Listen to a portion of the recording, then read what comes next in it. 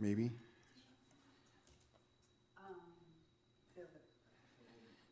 All right, we'll call this closed session to order for January 13th.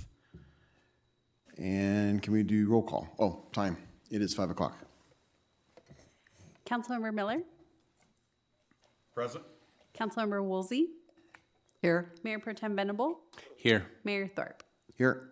Absent from tonight's meeting is Councilmember Beaver. All right, do we have any public comment? No public comments. Okay, we will adjourn from here and go into the conference room. Or move, not adjourn. Thank you. Do I need to say the time again? Yes, please. 5:01. Thank you.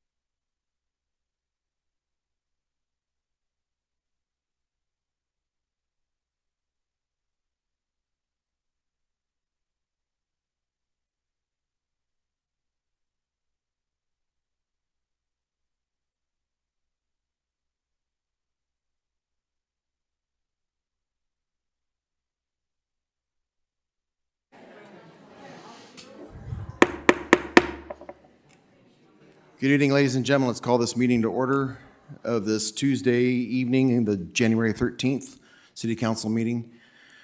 At this time, I'd like to have the invocation. Chaplain Duke, would you come forward, please?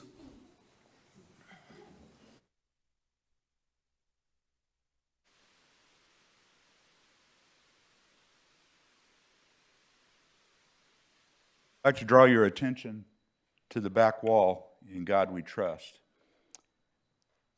And if you don't, that's your prerogative. But as for me and my house, I'm going to serve the Lord. Can I get an amen? Amen. Okay. Before we do start, I'd like to call just a moment of silence just in reference to everything that's going on in our state and around the nation, and for our first responders and armed forces, law enforcement. So if you would join me in a moment of silence.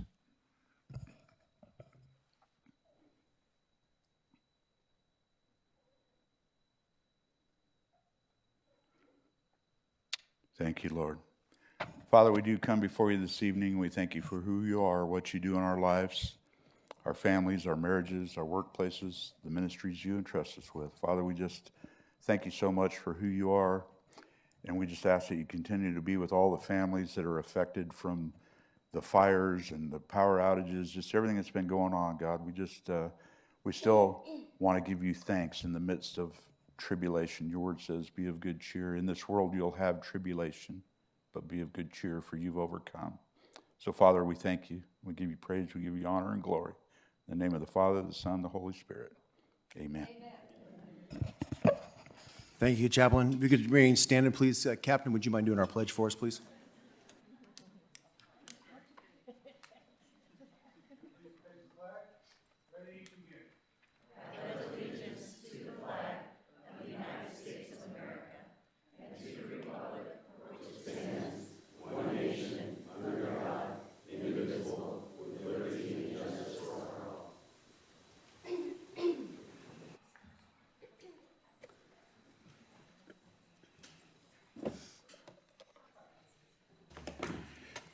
Thank you, Chaplain. And Madam Clerk, I forgot to announce the time, so it was 5 minutes after 6 when we started. Thank you, sir. Would you mind calling roll? Councilmember Miller, Present. Member Woolsey, Present. Mayor Pro Tem Venable, Here. Mayor Thorpe. Here. Absent from tonight's meeting is Councilmember Beaver. Thank you. And City Attorney, report about closed session. Thank you, Mayor. We had 5 items under closed session today. No action was taken on item B. On items C and E, the City Council gave direction by a vote of 4-0 with Councilmember Beaver absent. And items A and D were continued to the next available meeting for further discussion. Thank you, Mayor. Thank you, sir. City Manager, is there any changes to the agenda? Yes, Mr. Mayor. Unfortunately, Councilman Justin Beaver is quite ill, has been for the past few days, so he's unable to be with us this evening. As a result, we will be moving items 9 and 10 on the agenda to a special meeting that we are looking to schedule for Tuesday of next week. No other changes. Thank you, sir. And that moves us to our special presentations part of the evening. First up is YAPS. Is YAPS here tonight? You keeping that one?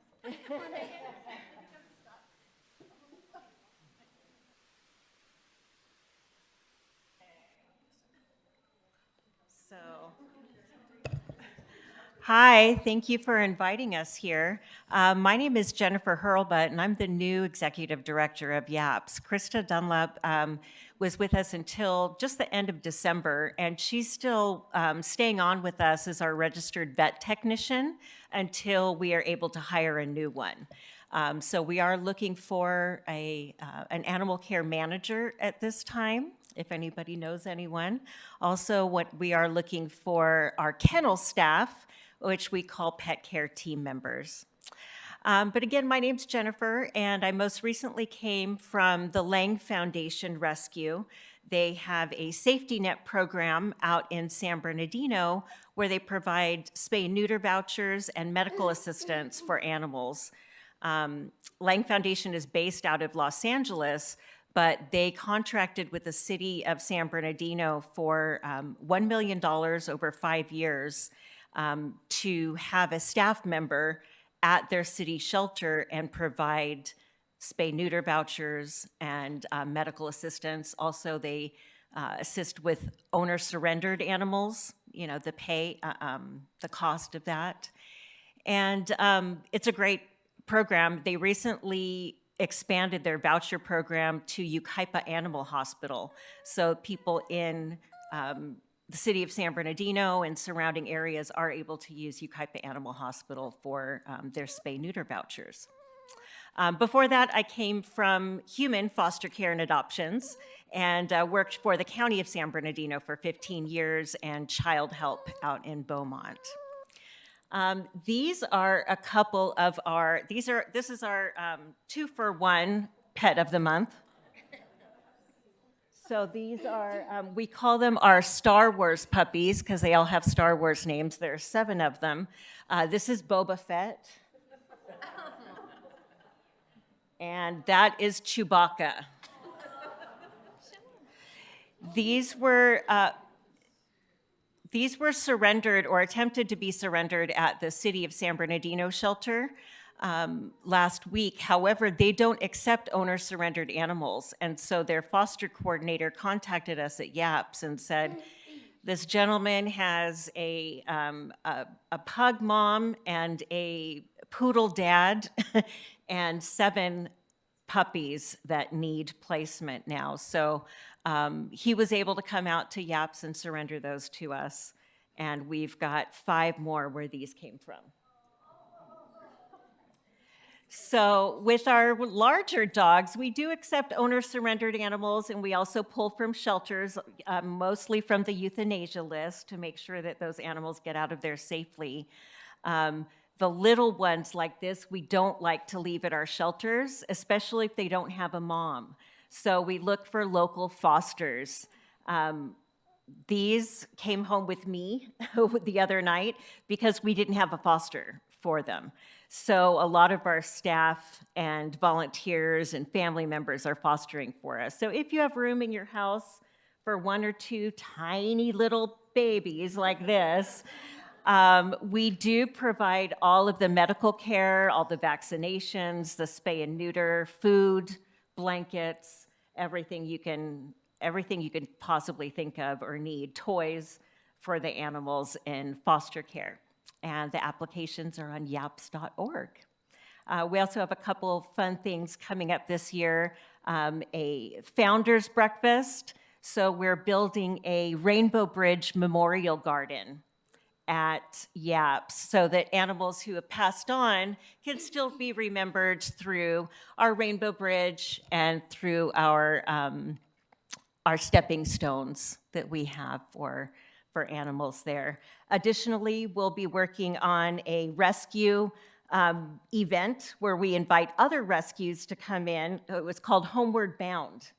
And we've got enough property there. We've got 3 acres to invite some other rescues to bring their animals. Like we talked about at the beginning of the meeting, there are some horrible tragedies happening out in LA right now, especially with the animals. And LA County and Best Friends Foundation is asking other rescues in other parts of the state to take animals. So they're offering up to $500 per large animal right now for us to take, and we're considering if we have room. But in the meantime, we have sent kennels, we have sent dog runs, beds, blanket, and food to animals in need out in Los Angeles.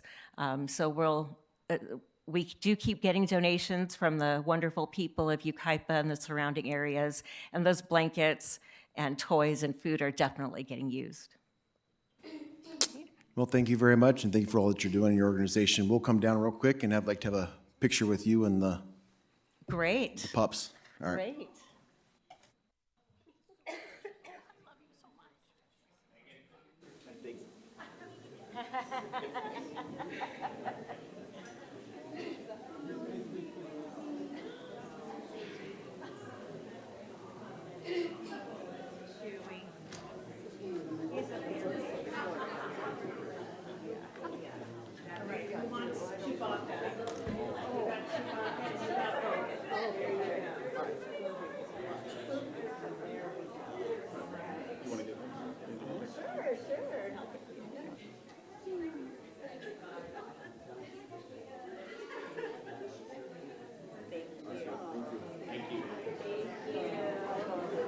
How many can I drop off with you? Megan said she'll take 2, right? I'll make it take 2. It's 2 for 1. Whoops. Thank you. Thank you. Thank you. Thanks so much.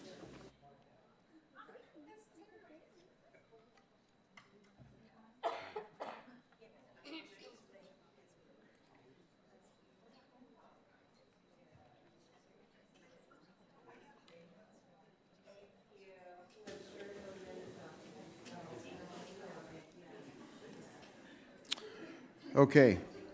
That brings us to our next special presentation, which is recognition of our commissions and committee members.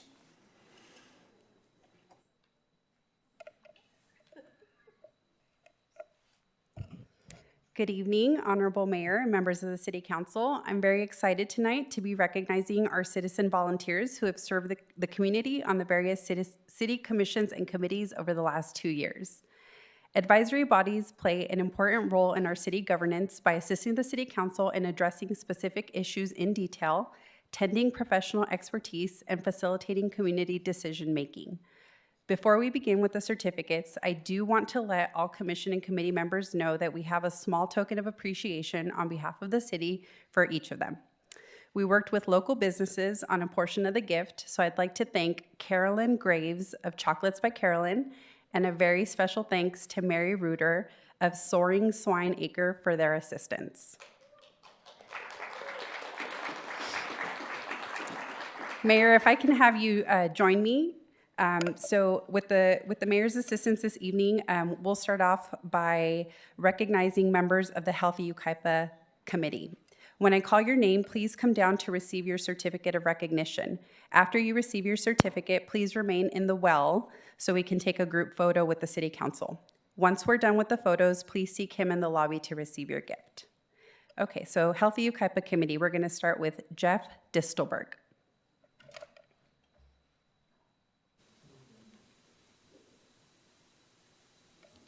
No, Jeff? Okay. Dr. J. Kevin Jetton, DDS. No? Cindy Lopez Winter. No. Heather Obeer.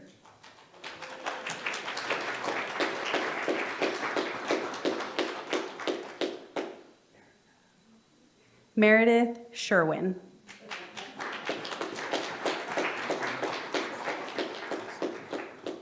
Dr. Hanson Wong.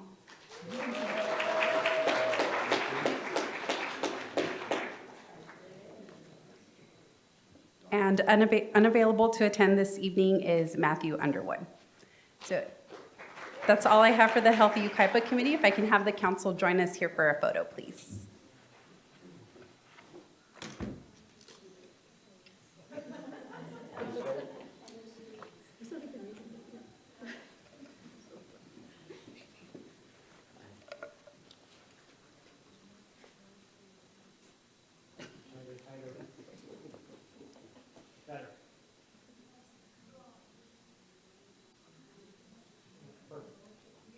Thank you.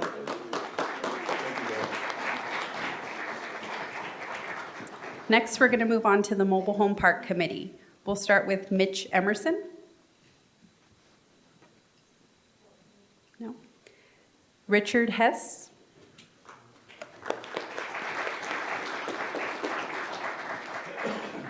Julie Polly. And Tony Slake.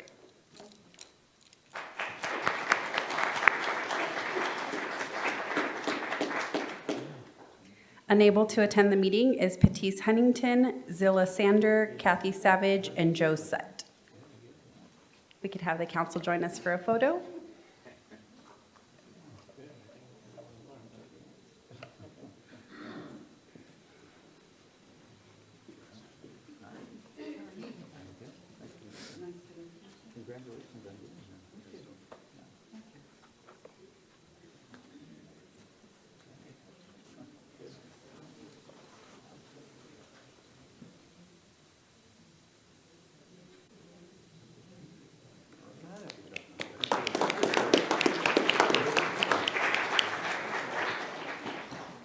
Next, we have our Park and Recreation Commission. Accepting the certificate on behalf of Denise Allen is her sister Carla. No, not here. Okay, Leonard LaRocco Jr.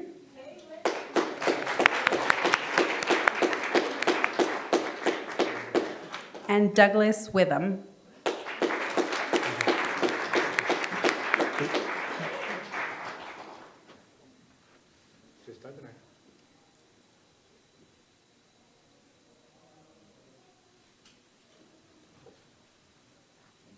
Unable to attend this evening is Maureen Ingalls and Darren Espiritu. Just you and I, Doug.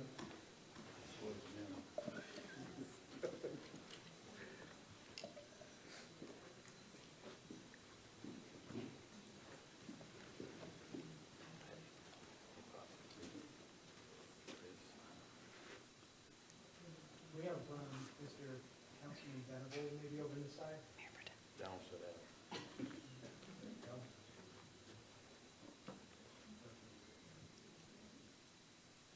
Very nice.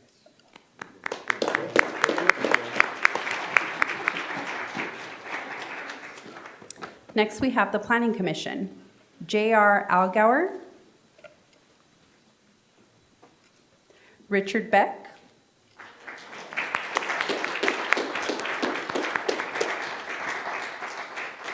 Stacy Chester,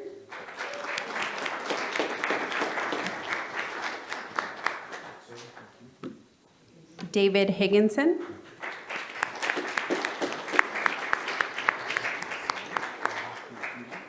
Donna Snodgrass,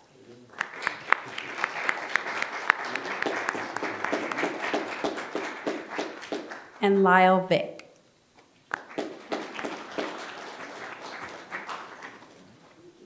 And unable to attend the meeting is Tony Hicks.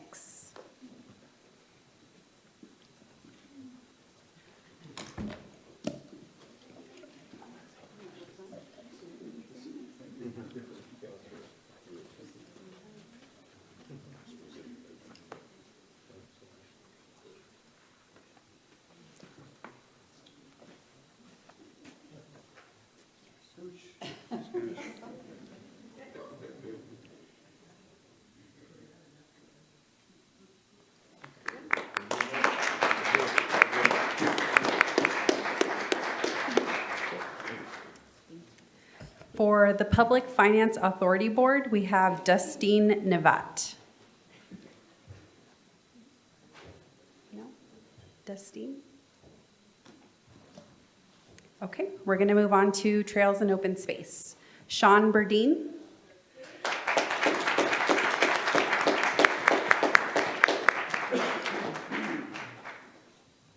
Candy Kanzler.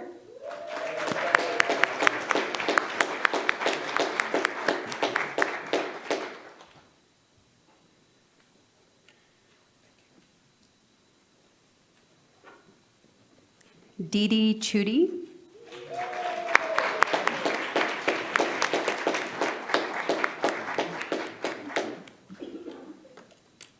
Leonard LaRocco Jr.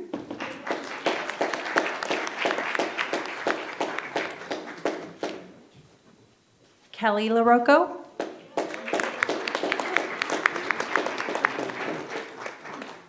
Douglas Leach.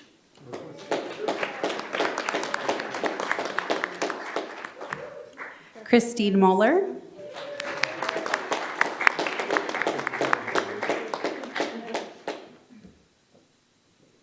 And Kathy Utley.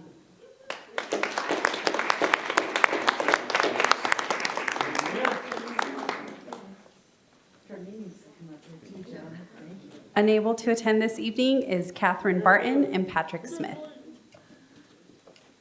Fermin needs to come up here.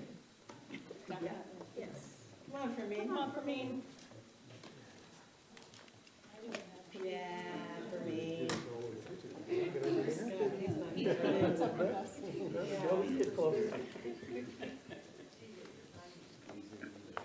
Let's see, let's have, maybe move up a little bit and have a couple of the taller council members in the back and the middle. We're not gonna fit you all in. In one line. Perfect. Very nice. Very nice.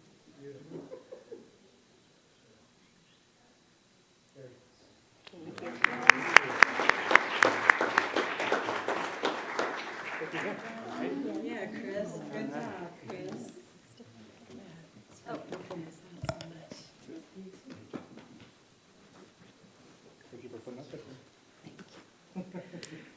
For the Vector Control Committee, we have Kelly LaRocco.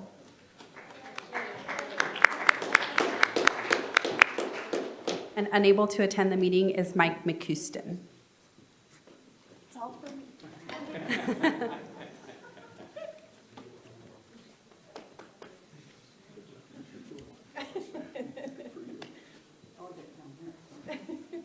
this one looks spread out. No. Thank you. Next, we have our Youth Advisory Committee.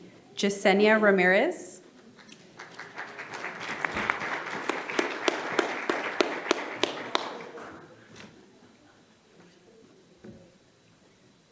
Maxwell Ubilius.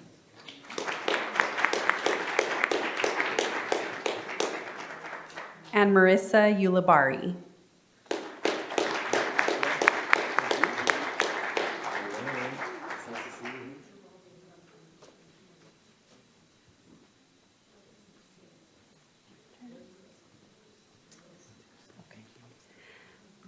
And unable to attend this evening was Aiden Benson, Chase Miller, Kim Pham, and Brenna Lane. Hang on, we're getting Sarah. One more. Hey, Sarah. I know.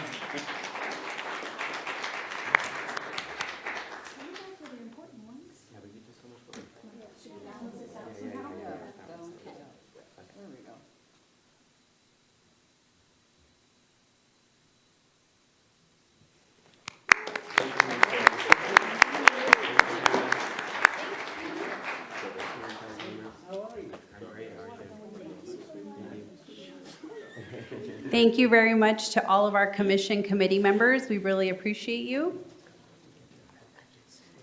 And just a reminder, Kim is waiting in the lobby if you guys would like to grab your gifts. But that concludes my presentation.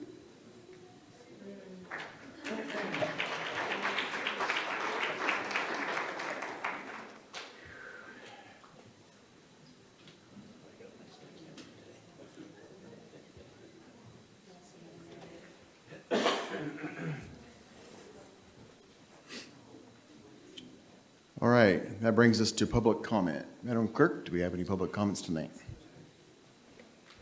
We do, sir. We are going to start with Candy Kanzler, followed by Priscilla.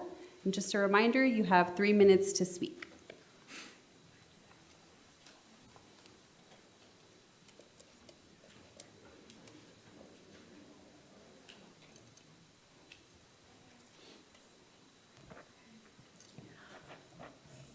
I'd like to say good evening to the City Council, and this will be short and sweet. I just want to go back to the Trails and Open Space Committee. I am so proud of everything that we've accomplished. We've had a lot of help, thanks to Fermin and Scott. We feel very supported. Chris has been our right-hand man, which is much appreciated. This past Saturday, we had our hike up at Crafton Hills Park.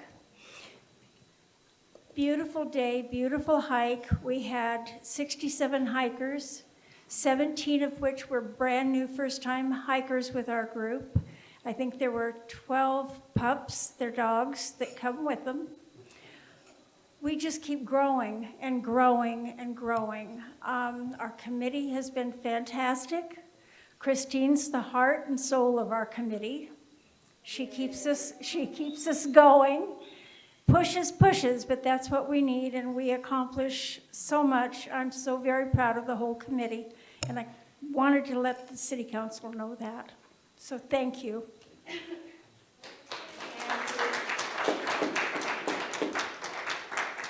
Next, we have Priscilla, followed by Hanson Wong. Good afternoon, I'm Priscilla, and I live in a mobile home park. One of the worst mobile home parks of Yucaipa is Hitch and Post. I was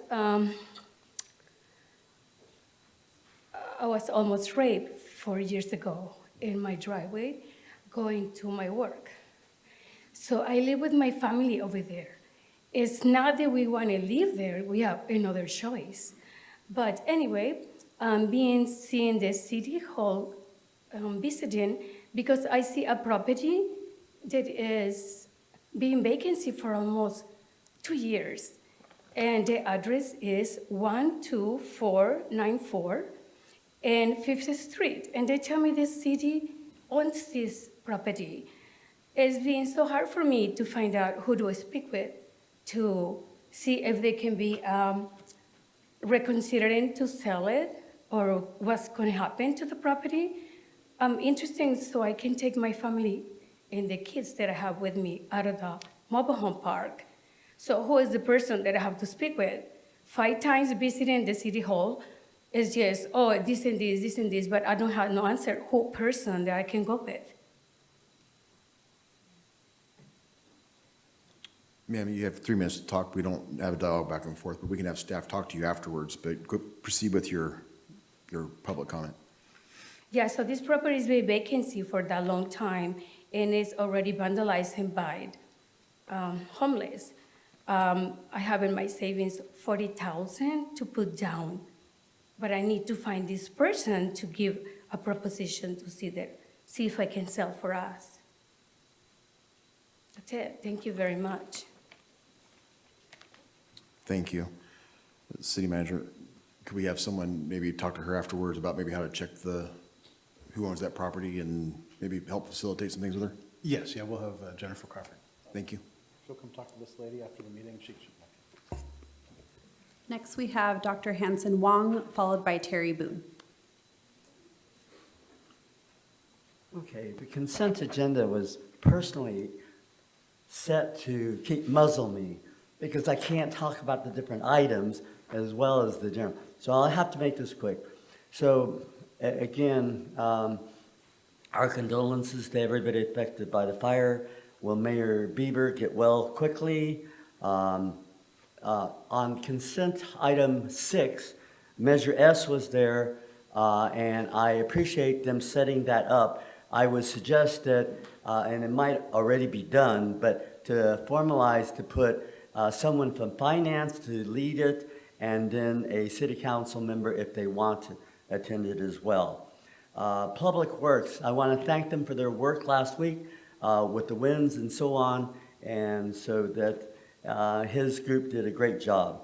On the ethics meeting that was today, not only do we have an obligation to meet what's legal, but we have an obligation to the public to have an ethical perception of what we do as, so I think you should consider that as well as what you absolutely have to do. The city, in my mind, provides community service and public safety, public education, and public recreation. But I think it's important on the public education part, on some of the areas like the library and so on, that we have to look at it carefully to see what it really gives our city. In addition, I think the other thing that I heard, a rumor, and if it's incorrect, please let me know. But to Make a Difference Day, I think not only does it help clear up some things, clean up some things, make some things better, but it brings people together and bonds them even people who disagree with each other on other things. So I think if there's any way we could preserve that and support that, we need to support Make a Difference Day. So on item 6, there was something about clarification of who belongs in the committees and commissions, making sure that they were members of the city, residents. I think that should apply.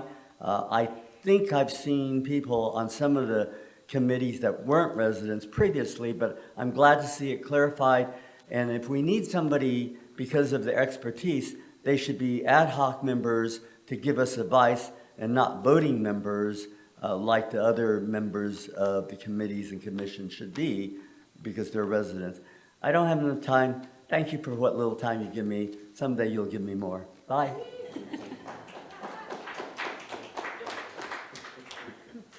Terry Boone, followed by Joel McCabe. Two things I'd like to speak about. One is I want to thank all the people who applied for the committees and commissions. That's a commitment, and I read through most of the applications, and people are just applying to give back, and I think that that's a wonderful thing. So the second thing I want to speak about is the fires and the fire danger in Yucaipa. The overgrowth pushed back to reduce the fire risk to our neighborhoods in that area. The other thing I want to talk about, and I've mentioned this before, is when I built my house 31 years ago, the city of Yucaipa said that I would be required to have fire sprinklers and a booster pump on the fire sprinklers because the fire hydrant on my property does not have enough power to put out my house. Now, with the 2.5 days of outages from Southern California Edison, what is going to run the booster pump for the fire sprinklers? So you're planning to build all these houses in that area in clusters, and even a Generac backup generator would not be a good idea because the gas also cuts off the gas lines when Edison is cut off. So people will either be obligated to have a gas or diesel power generator to back up their booster pumps for their fire sprinklers, which I assume is going to be required. All of this is going to be interesting when we're building up in that area. So just thought I'd let you know.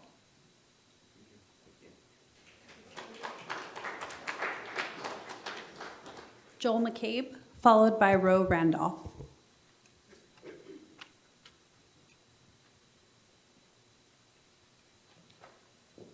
Good evening, council members.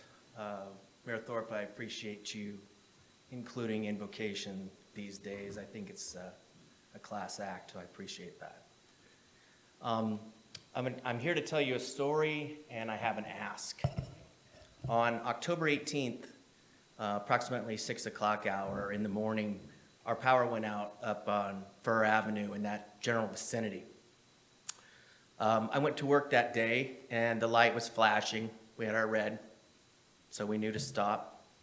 I spent the day at the office. I got home approximately 5 o'clock at night, and the light was gone. There was just nothing flashing, and people were trying to treat it as a four-way stop, but it was a little bit scary at that time. I got home, I pulled out my generator to plug in some refrigerators and so forth. I needed fuel. So I went back down Fur to take a left on Bryant, and it was my turn to pull out. I pulled out, and I got T-boned at about 55 miles an hour. Person never stopped, never slowed down, and I'm still dealing with that today. But what I've noticed in our days of outages around here, we still have the same problem. The lights are black.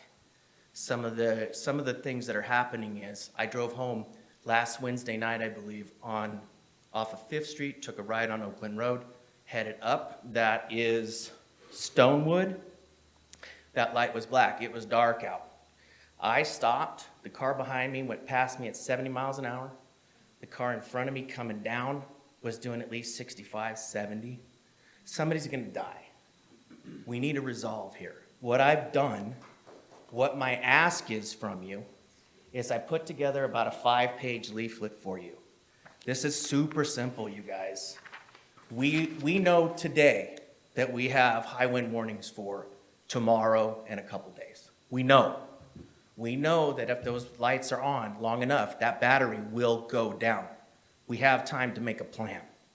In making that plan, City of Calumet is an example.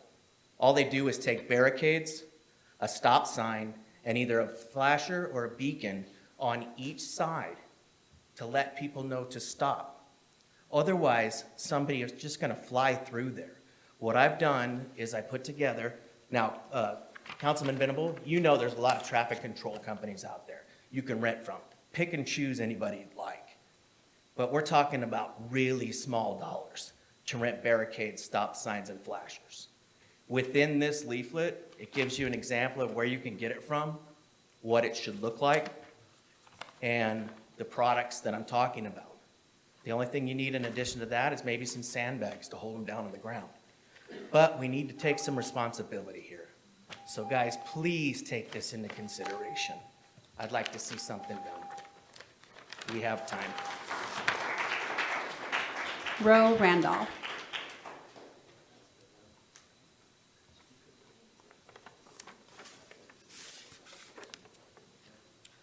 Hello. I wanted to talk to you guys about item number 4.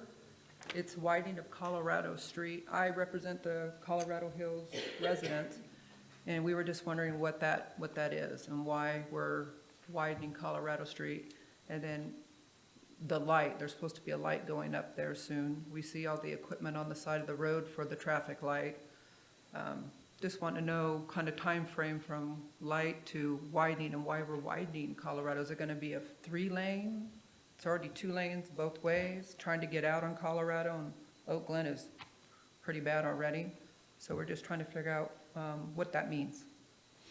And then my next thing with the fires, pretty scary. How are our fire hydrants good? Are they working? Because we live up on Colorado Hills and we're next to the Robinsons' property, and it's pretty scary. So just want to make sure everything's up and running. From watching what LA's going through, they had no water in their fire hydrants, and we definitely don't want to have any problems in Yucaipa. Not that I'm putting that out there, but definitely don't want any problems. So if you can just give me some feedback on the widening of Colorado Street, what that means, and when we're going to put the traffic light in, when that's going to happen. And exactly what is going in on across the street of Colorado, right there in Oak Glen? Is that a gas station, restaurant? What are you guys building there? I really couldn't find that information exactly. So that's it. If you can just tell us what's going on, I appreciate it. I'm here representing Colorado Hills residents and trying to keep it simple, and just want to know some more information. If you can do that for me, I appreciate it. Thanks.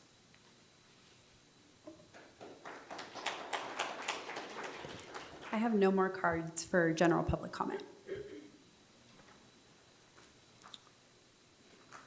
Okay, at this point, city council members, do you have any interest to, conflicts of interest to disclose? This is the time to do so.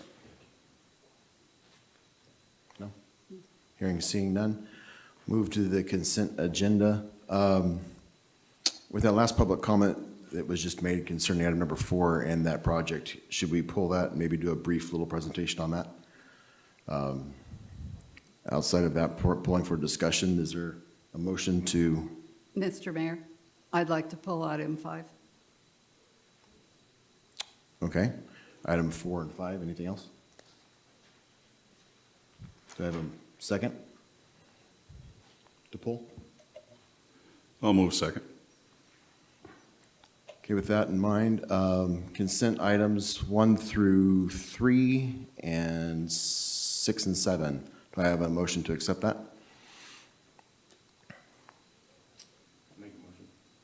I'll second. First by Councilmember Venable and Judy. All those in favor? Aye. Aye. Any opposed?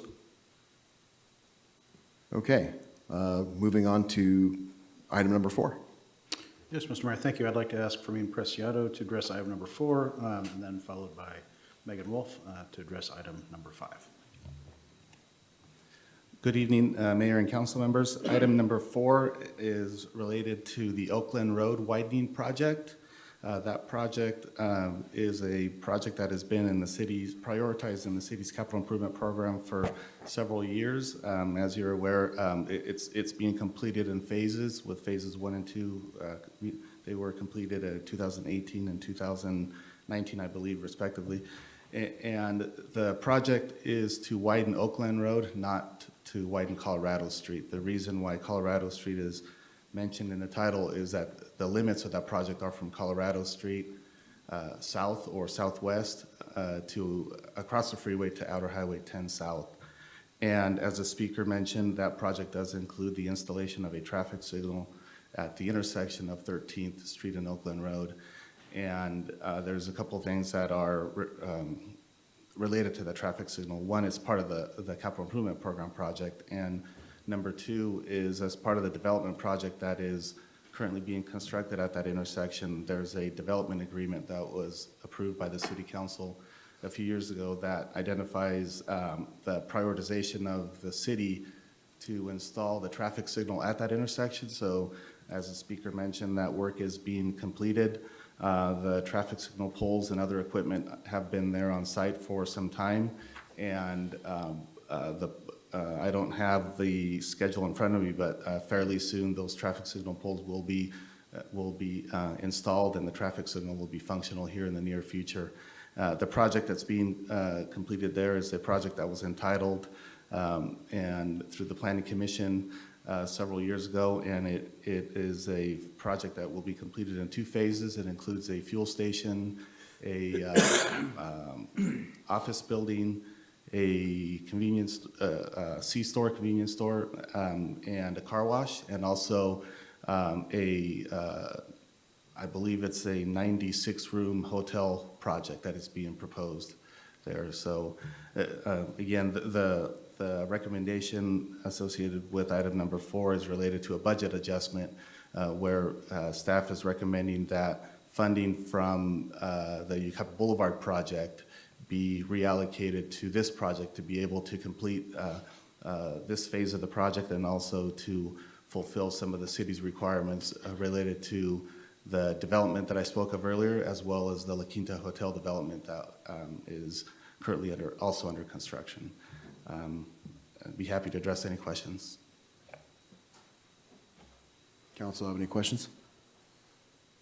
No? Nope, I'll make a motion. Second? Got a first and a second. All those in favor? Aye. Aye. Any opposed? All right, moving on to item number 5. Mayor, can I Ma'am. just get clarification, who did the second? I did. Okay, thank you. Sorry. Good evening, Mayor and Council. The item before you this evening is a special event permit application. The role of the Community Services Department is to receive special event permit applications and to decipher which departments they go to and how it will impact the city. In addition, which applications should be sent to council for review and approval.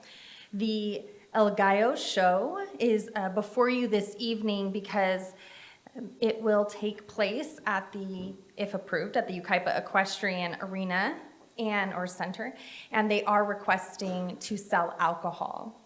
The event was scheduled for Saturday, March 29th, but we did receive information over the weekend that I thought was pertinent for today's presentation. The state of California has put a ban on all California poultry and dairy cattle expositions, fairs, and shows due to the H5N1 influenza. And so this evening tonight, the reason the item is still before you is should you wish to approve the item, the city staff and the Community Services Department will work with the applicant to choose another date, and will continue to work with the state on the regulations of fairs and shows.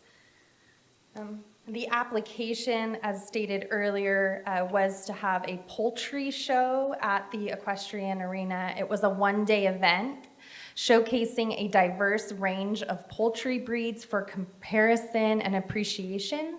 And in addition, the applicant would have food vendors and merchandise vendors and supplies. This would be their first event ever in California, and in particular in Yucaipa, as they are based out of Texas. This concludes my report, and I could answer any questions that you may have at this time. Yes, I do have a couple of concerns on this.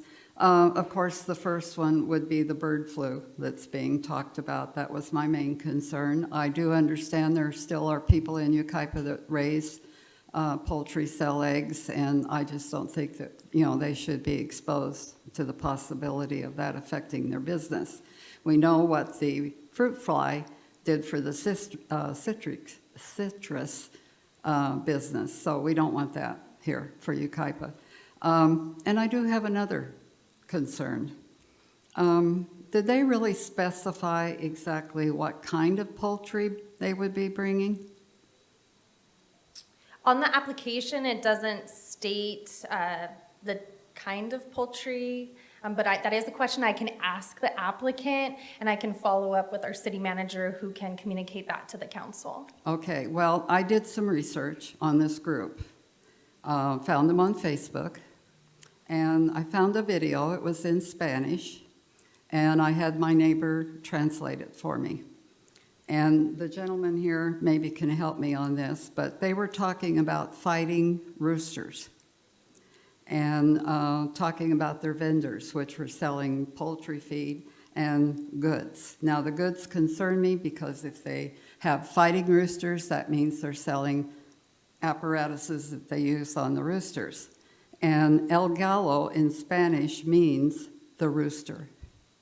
Now, it's my understanding, and you guys can clarify this for me, that rooster fighting is illegal in all 50 states. Is that correct?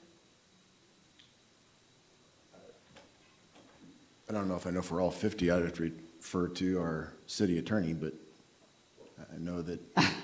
I'm registered to practice law in the state of California, so I couldn't speak to the others. Obviously, we would have pretty strong legal concerns if there was any attempt to have rooster fighting at a city facility. I don't think that's what was proposed to us. No. Well, but if the roosters are there, in a way, they are promoting that sport, if you want to call it a sport. It's a very bloody event, and in my opinion, it's very animal cruelty. And I just don't think that this is something that should be brought to Yucaipa. Thank you. So in my opinion, I just don't think that this application should be approved. If I may, My daughter lives in Tennessee, and we've gone to quite a few different poultry fairs like this, and they have some of the most beautiful birds out, the exotic birds, and it was never, because these people take so much pride. They're just like their dogs, they fly up on their arms and they walk around and stuff, and they go from state to state. And so when we were up in Tennessee, we went and seen them there. And then coming back through, we went to a destination vacation with them and stuff. And we went to Florida, and they had the same thing. So we took my daughter to that one too. And it was well presented, just beautiful birds that you'd never seen before. And they never promoted fighting that I've ever seen. So, Well, I'm just basing this on what I saw on their Facebook page. Oh, I get it, yeah. Yeah. I just, just from experience being at those shows Yeah. before, I've seen There them, are, for some people, I realize they're pets. Yeah. And I know at fairs, I come from Wyoming, we always had our county fairs. There were always chickens and that type of thing. But the name of the organization and what they promote on their page is really a concern to me. I just feel like that, in my opinion, I don't think this is something that needs to be brought here. And they're estimating I think 1,500 to 1,800 people to attend. In my opinion, like I said, I just am against this. If I may, Yes. one of the roles of the department is to, like I said, receive the application and then do a little bit of research. And to be quite honest, when I saw the application, the first thing I thought of was exactly what you were describing. And so there has been a conversation with the applicant as well as the Yucaipa Equestrian Arena Committee in regards to this event to ensure that the city would not be supporting an event such as the one that you described. In speaking with the Equestrian Arena Committee and the applicant, there are things online that has been associated with their group, but they have assured us that that is not them. They have provided some statements. They've provided a letter from another arena where they had this show, and the arena talks about what a great show that it was and how it displayed the beauty of a gallo or rooster chicken. And we do hear what you're saying and had the same concerns. And I just wanted to make sure that you knew that that was part of our vetting process, because we do want to make sure that we're bringing to council events that are safe and good for the community. Okay, one other question I have. The application that they submitted, it's very, hardly any information on it at all. Doesn't really address any of the qualifications that it states. If we approve to go ahead and look at this, at what point will that application be updated? I'm really glad you brought up that question. And so, unfortunately, this is the first step in this. If council says, no, we don't want this event, then the applicant can't move forward with anything. And this is that chicken and the egg, huh? About the app. I get it. There was no chuckle. Tough crowd tonight. But this is the hard part about special event permits, because we tell the applicant, you can't market your event, you can't go get vendors, you can't move forward until the application is approved. Well, the first step of this approval, because it's an ABC license, is the council saying, yes, we approve this event. Upon council's approval, the city staff then require that the application is completed, each phase of it. So who is going to get your ABC license? They are working with the Lions Club, a nonprofit here in town, to move forward with that. And then we're gonna work with each department. So for Means Department, we'll take care of all the community development, the public works side of it. Trevor will take care of code enforcement issues. PD will take care of any laws that we may be violating, such as chicken fighting. And fire, make sure we're safe. And so the next step in this would then, I'd go to each department with the applicant, and we would ensure that the application is completed in full. If the council says, yes, you can move forward, and the applicant does not complete the application, it's not approved. They can't move forward. In order to move forward and have the event, we still have to follow 4 more steps. On the next step then, on their application, would they be having a list of what vendors they would be bringing? That is actually step 4, and that would be with my department. So with my department, we check their vendors. We then let them know the county of San Bernardino requires vendors to have these health permits. And then if you are gonna have an ABC license, you have to submit that permit no less than 10 days prior to the event, but no more than 30 days prior to the event. So we walk them through all the fun parts, the vendors, the food, the merchandise. Okay. I'm still learning this process here. Can I make a motion at this time? You can in a minute. I think Councilmember Miller had a couple questions first. Thank you, Mayor. Megan, thanks for coming up and kind of walking us through Thank you. that. So there was a couple things on the application. If alcohols be sold, how will the alcohol sales be regulated? And that's left blank. And then who will be handling the alcohol sales? That's left blank. And you've explained the process is you'll review it. I think when I had asked about it previously, they were trying to engage the Lions Club to maybe help them, and then there's 30 days to respond, et cetera. But they left it blank, so that was my question.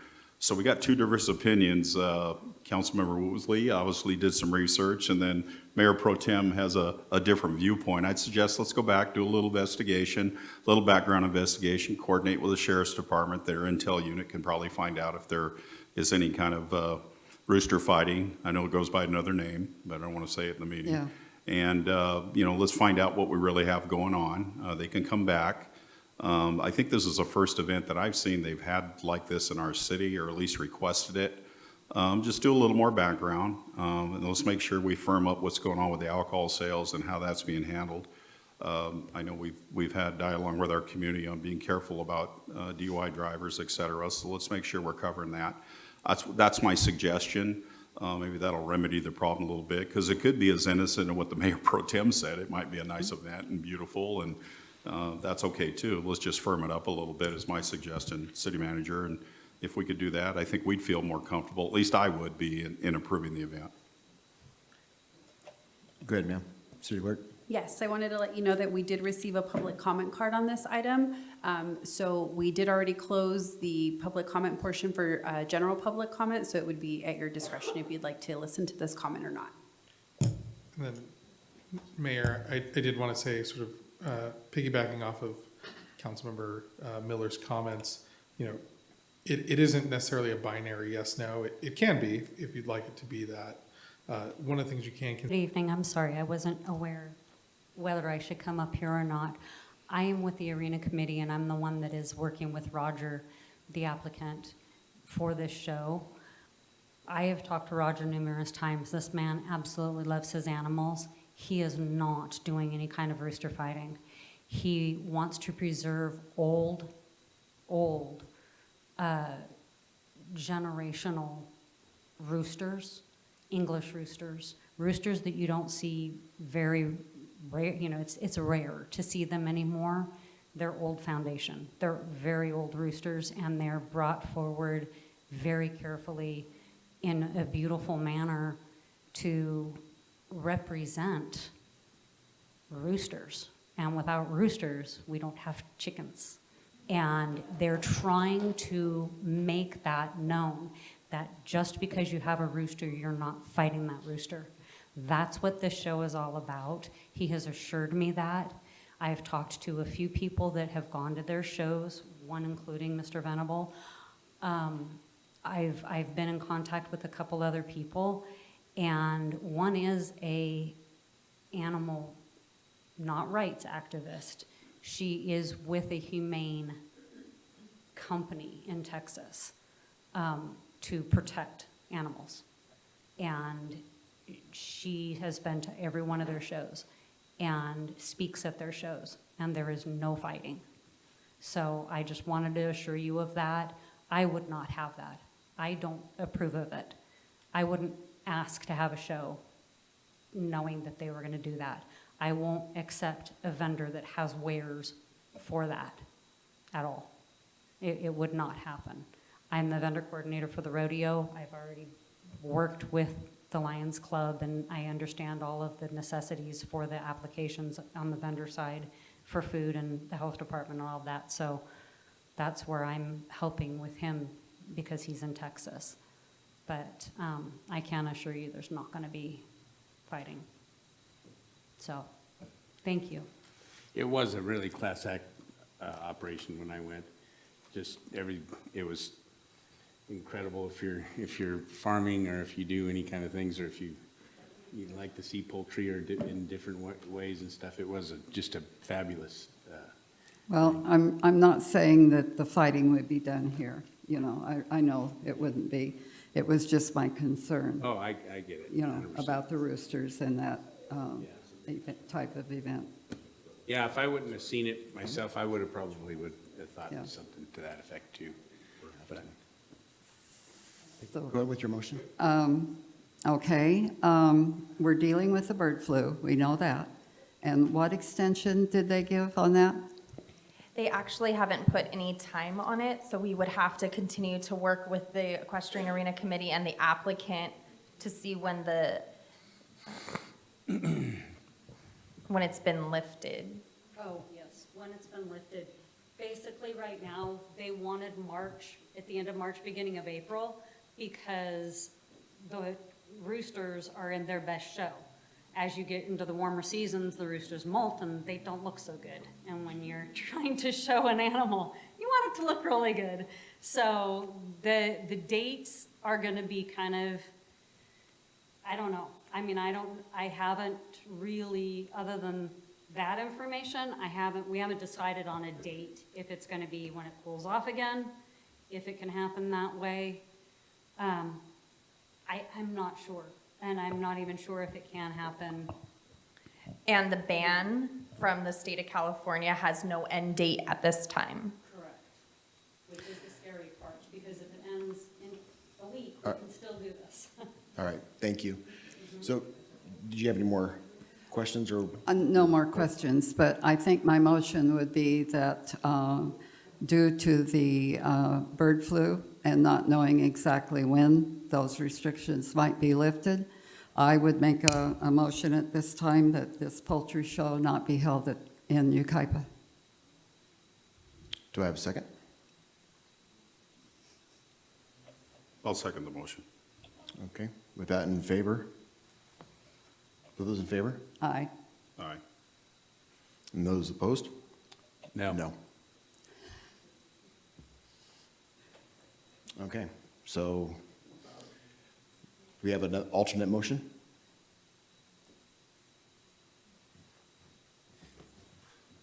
I make a motion that we have this show. They're gonna wait until after the bird flu season comes anyways and stuff. They can't even have it until that mandate is lifted, so, but that's. that'll be my I have motion. I'll spitball here a little bit, and then maybe I'll make a motion off of it. Why don't we postpone it? See if, maybe do a little more background into the company, see if they've applied any places locally out in the area and see what the results have been with other communities, if they've been denied or if they've been accepted. See if we could probably get something along the lines of like the attorney was talking about, a on-site animal control officer to ensure that certain parameters are being met and that they're not going outside into the gray areas and violating laws. With those contingencies, I say we move it to, let's say, 30 days from now. Is that too far down the road with when the permit's needed? I think I need a little bit more clarity. So move the item to be brought back to city council In 30 days? in 30 days. Does that make the review for the event too close to when they want the event, I guess is my question? Would we be running out of time if we were to talk about it in 30 days to see where we stand, if any of these things have been resolved? Would we still have time for the event, or is it getting too close on the time parameter? You know, I don't think I can answer that on behalf of the applicant because I don't know what entails of putting this together. No, well, ma'am. I don't Well, think you're we're allowed just- to. I appreciate it, thank you, but let's try to wrap it up. Okay. So my motion would be then that we bring it back in 30 days, see if we've been able to meet any of those other criteria. See if there's been any other applicants in the area that have entertained their application, if they've been denied, why? And if we can get a code enforcement officer to be at that event, and then what the state's ruling is on the stay. Okay. So that's be my motion. Do I have a second? I second that motion. Those in favor? Aye. Aye. Aye. Opposed? No. 3-1. Okay, thank you. Thank you.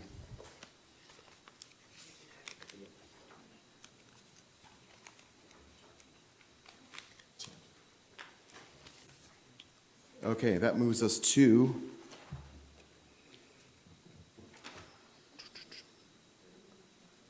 item 8.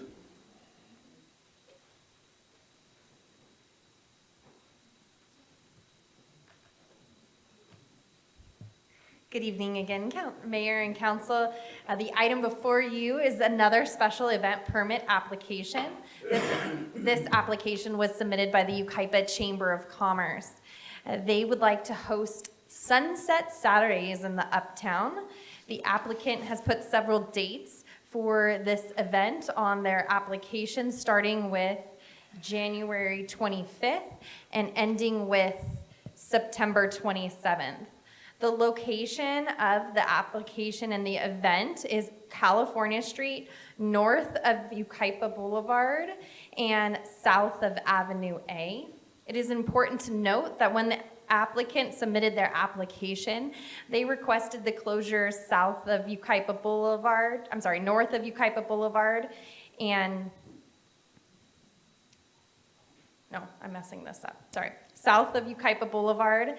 north of Avenue A, but they requested all the way to Avenue B. City staff is bringing forth the item to council for between Yucaipa Boulevard and Avenue A on California Street. The applicant would like to have food and beverage vendors as well as craft vendors, and their anticipated attendance is 200 people. It's also important to note that the County Line Farmers Market wants to continue offering a farmers market at the community park, and staff will bring their application in an upcoming meeting. There is a representative from the Yucaipa Valley Chamber of Commerce here this evening, should you have any questions. This concludes my report, and I can answer any questions you may have at this time. Do we have any public comment on this? We do. We have one card, Mary Reuter.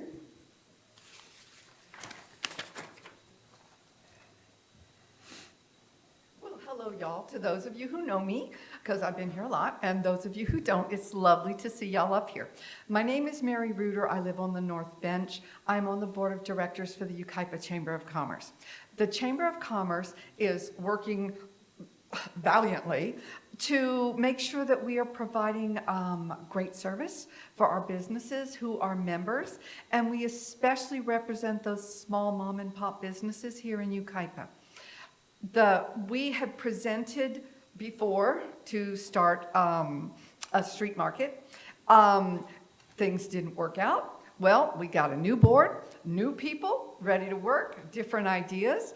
And so we are presenting this idea. We have a number of people who are in the vending business who are very interested in doing this. Many of the, I'm not going to say the word many, there are a number of the small businesses on California Street who have been asking this. Uptown needs a boost.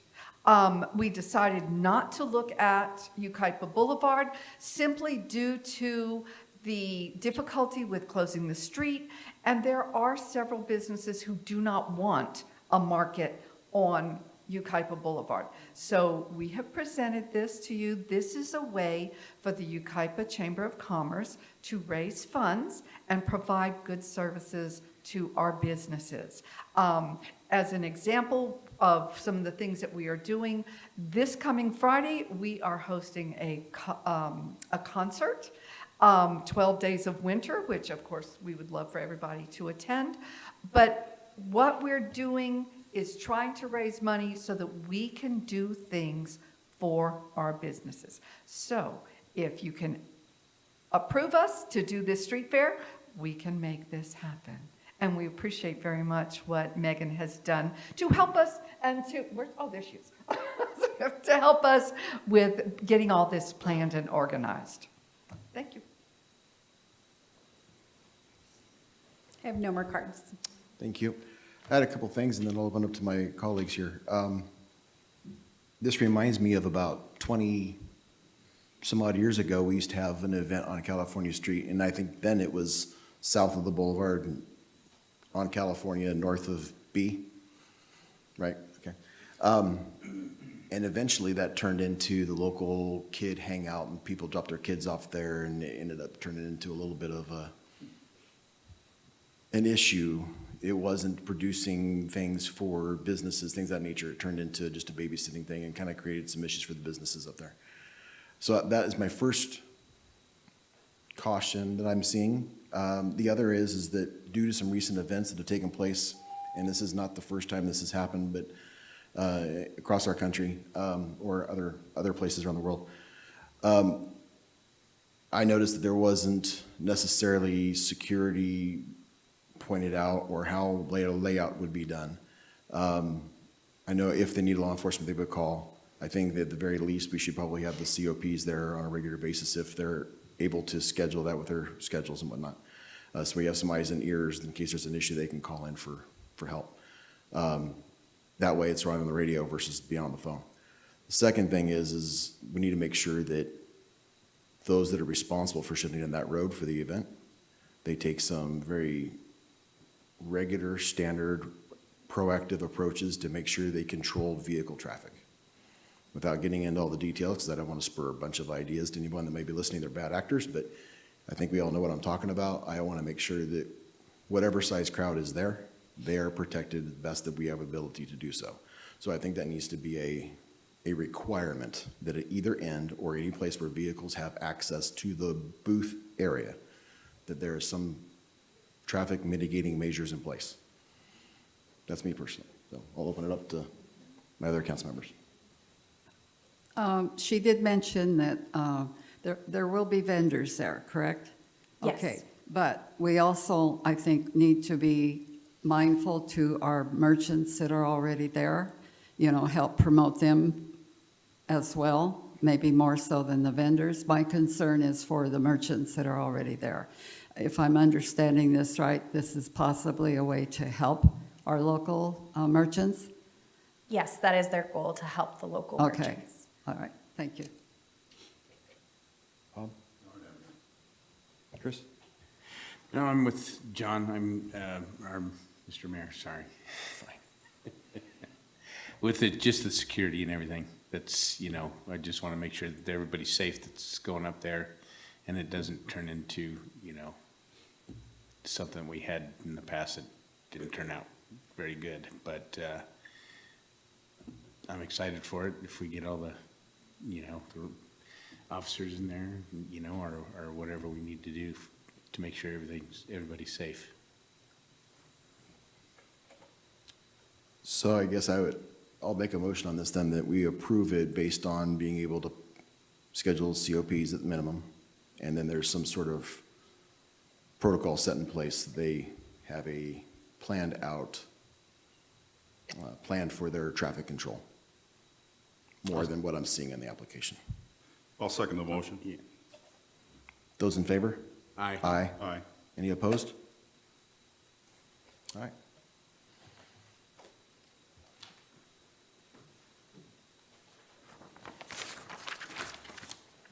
That moves us to item number 11. It's a public hearing, so we'll open the hearing, and the current time is 7:19.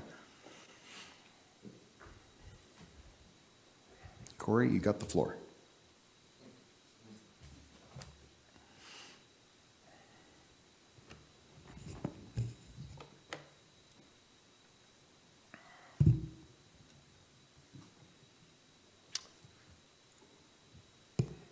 Can we get the information put up on the...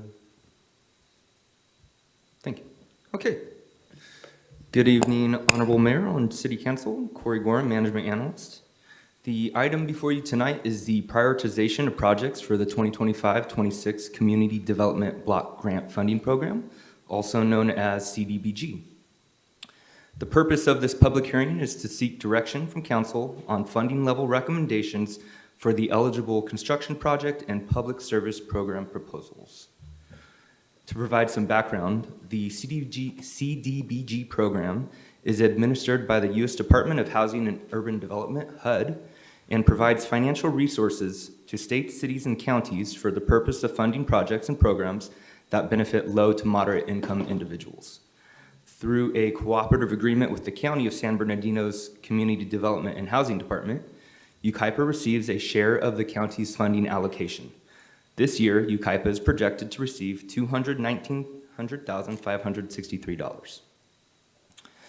For a project or program to be considered eligible, interested organizations must submit an application to the county for approval. The city submitted one capital project, which was approved by the county. This project aims to enhance ADA accessibility by replacing deteriorating segments of the multi-use trail at the community park and has a total project cost of $170,000. Per program guidelines, City Council can choose to allocate up to 15% of the total funding towards public service programs that serve residents in Yucaipa. 15% of the total allocation equates to $32,934.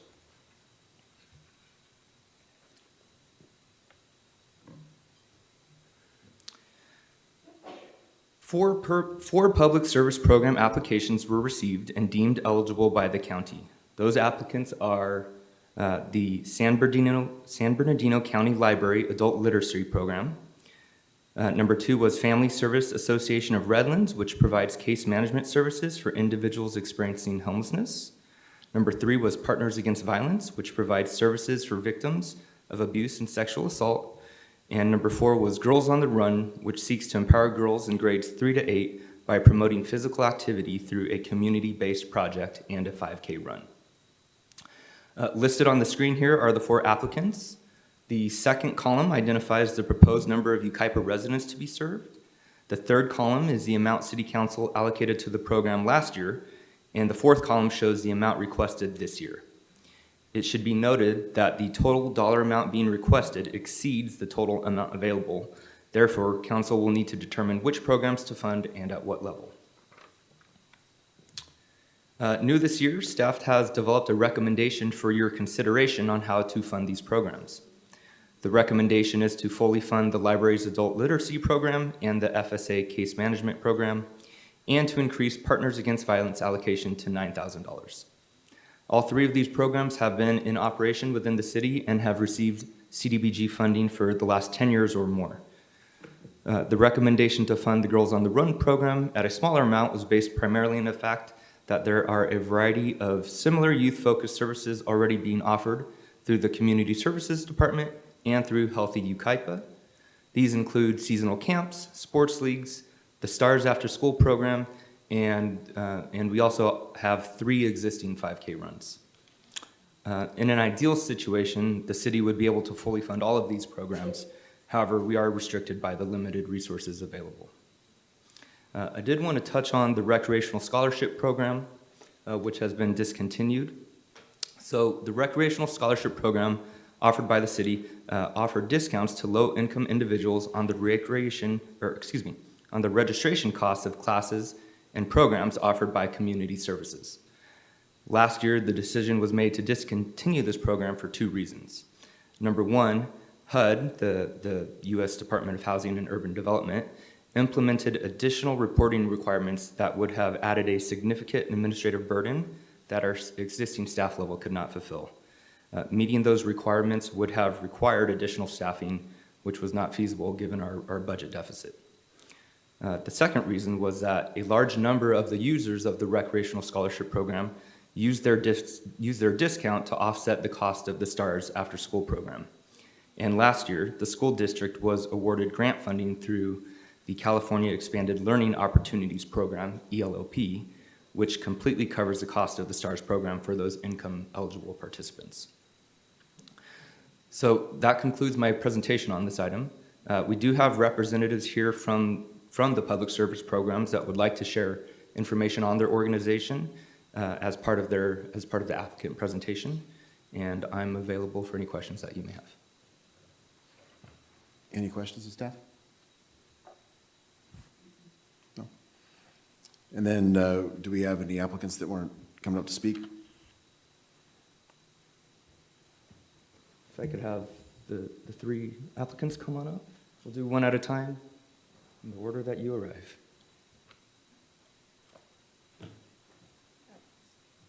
Good evening. I'm Annie. I'm with Partners Against Violence.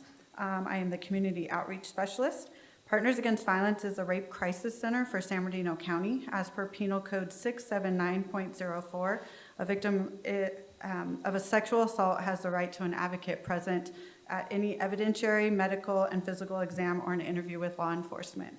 We provide 24-hour crisis hotline, individual and group counseling, support groups, and accompaniment such as START exam, restraining orders, law enforcement interviews.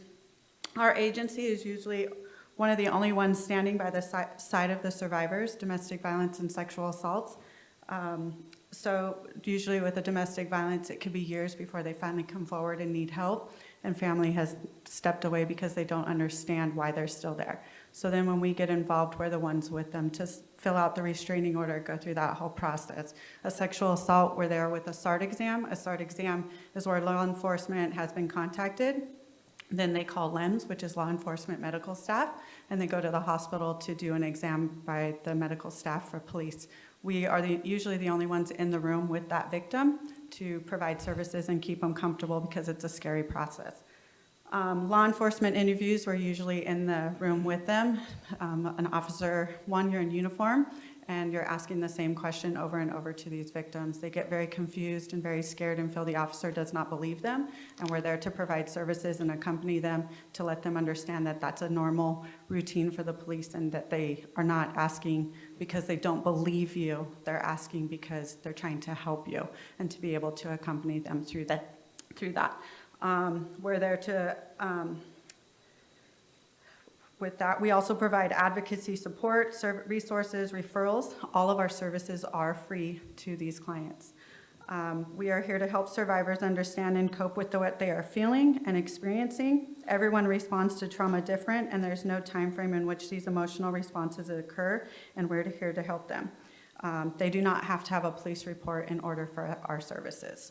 Just an understanding of how many clients our staff has helped during 2024 as a whole. We have, since we are San Bernardino County, we have our three main offices are San Bernardino, Yucca, and Victorville. And then we have a couple outsourced offices, like I'm in the Yucaipa Police Station.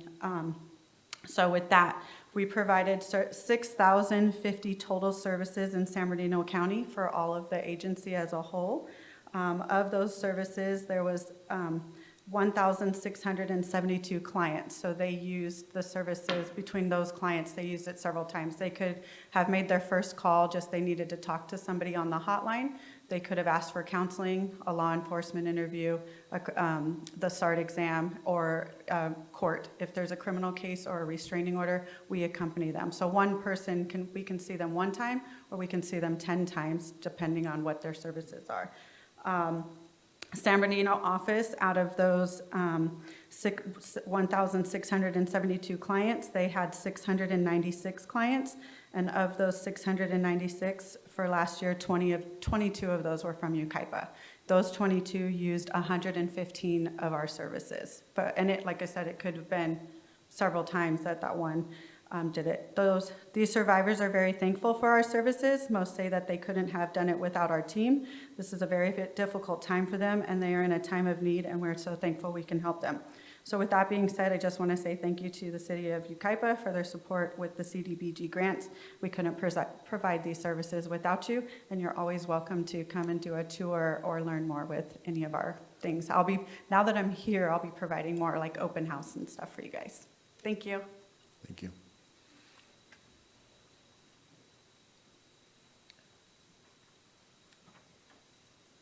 Good evening, Mr. Mayor, City Council members, and City of Yucaipa staff members. My name is Catherine Burns, and I am the branch manager at the Yucaipa Branch Library. Thank you for the opportunity to speak to you this evening. I would like to begin by expressing my thanks to the city for its ongoing support of the Yucaipa Branch Library and our literacy program. The Yucaipa Branch Library offers literacy tutoring to adult community members who want to improve their basic reading and writing skills or to increase their digital literacy, computer skills. The goal of the program is to assist adults in our community with their personal literacy goals. To this end, we provide free one-on-one tutoring sessions that are planned and scheduled to best meet the needs of our learners. Assessments are conducted so our sessions begin at the appropriate level for each learner. In terms of curriculum, we adapt the program to each learner's personal goals. The goals of our learners vary, but often include writing a resume or applying for a job, learning basic computer and internet skills, reading to children or helping them with homework, registering to vote, or reading and writing for personal growth. Most learners have multiple goals, and our tutoring sessions are designed to address our learners' goals at their own pace. Some of the literacy materials available for our tutors and learners include the following: adult literacy launchpad tablets to assist in learning English grammar, spelling, and writing, reading, writing, and spelling books designed for adults, online access to testing and an education reference center, job resources, and online databases. Research shows that literacy is significant, not only to individuals, but also to families, communities, and society as a whole. Improved literacy is linked to improved physical and emotional health, improved social skills and confidence, improved educational opportunities and career prospects, greater economic growth in communities, and fewer imprisonments. Our adult literacy program provides an unduplicated service for our community, as other resources require learners to attend classes at predetermined times, follow a curriculum that might not precisely match their current level or goals, and does not provide one-on-one feedback every step of the way in their learning. Thank you for your consideration of our ongoing partnership through the CDBG for the Yucaipa Branch Library. This partnership makes a positive difference in our community. Thank you for your time.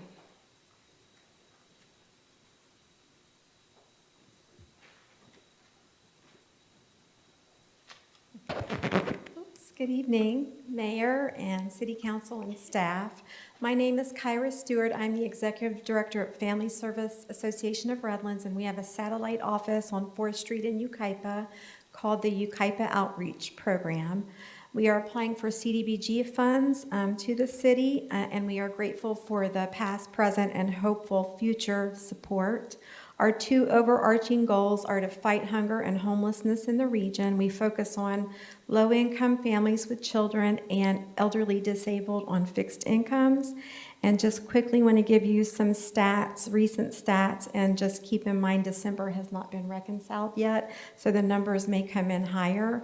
As of today, however, we counted 96 families served through the Yucaipa Outreach Project, identified as City of Yucaipa residents. That represents 137 adults and 120 children. And what we do is pay rent for people who are facing eviction or are already homeless. And we were able to support those families with 31 months of rent and 4 move-in deposits, which means at point of intake, 4 of our households were probably homeless, and we placed them in motels as well. So we were distributing 53 vouchers to 31 families, which included 24 children who were unhoused at point of intake. Further, we have a food pantry and a clothing room and case management. So we are respectfully requesting support for case management salaries to keep that office open on 4th Street. Thank you for your consideration.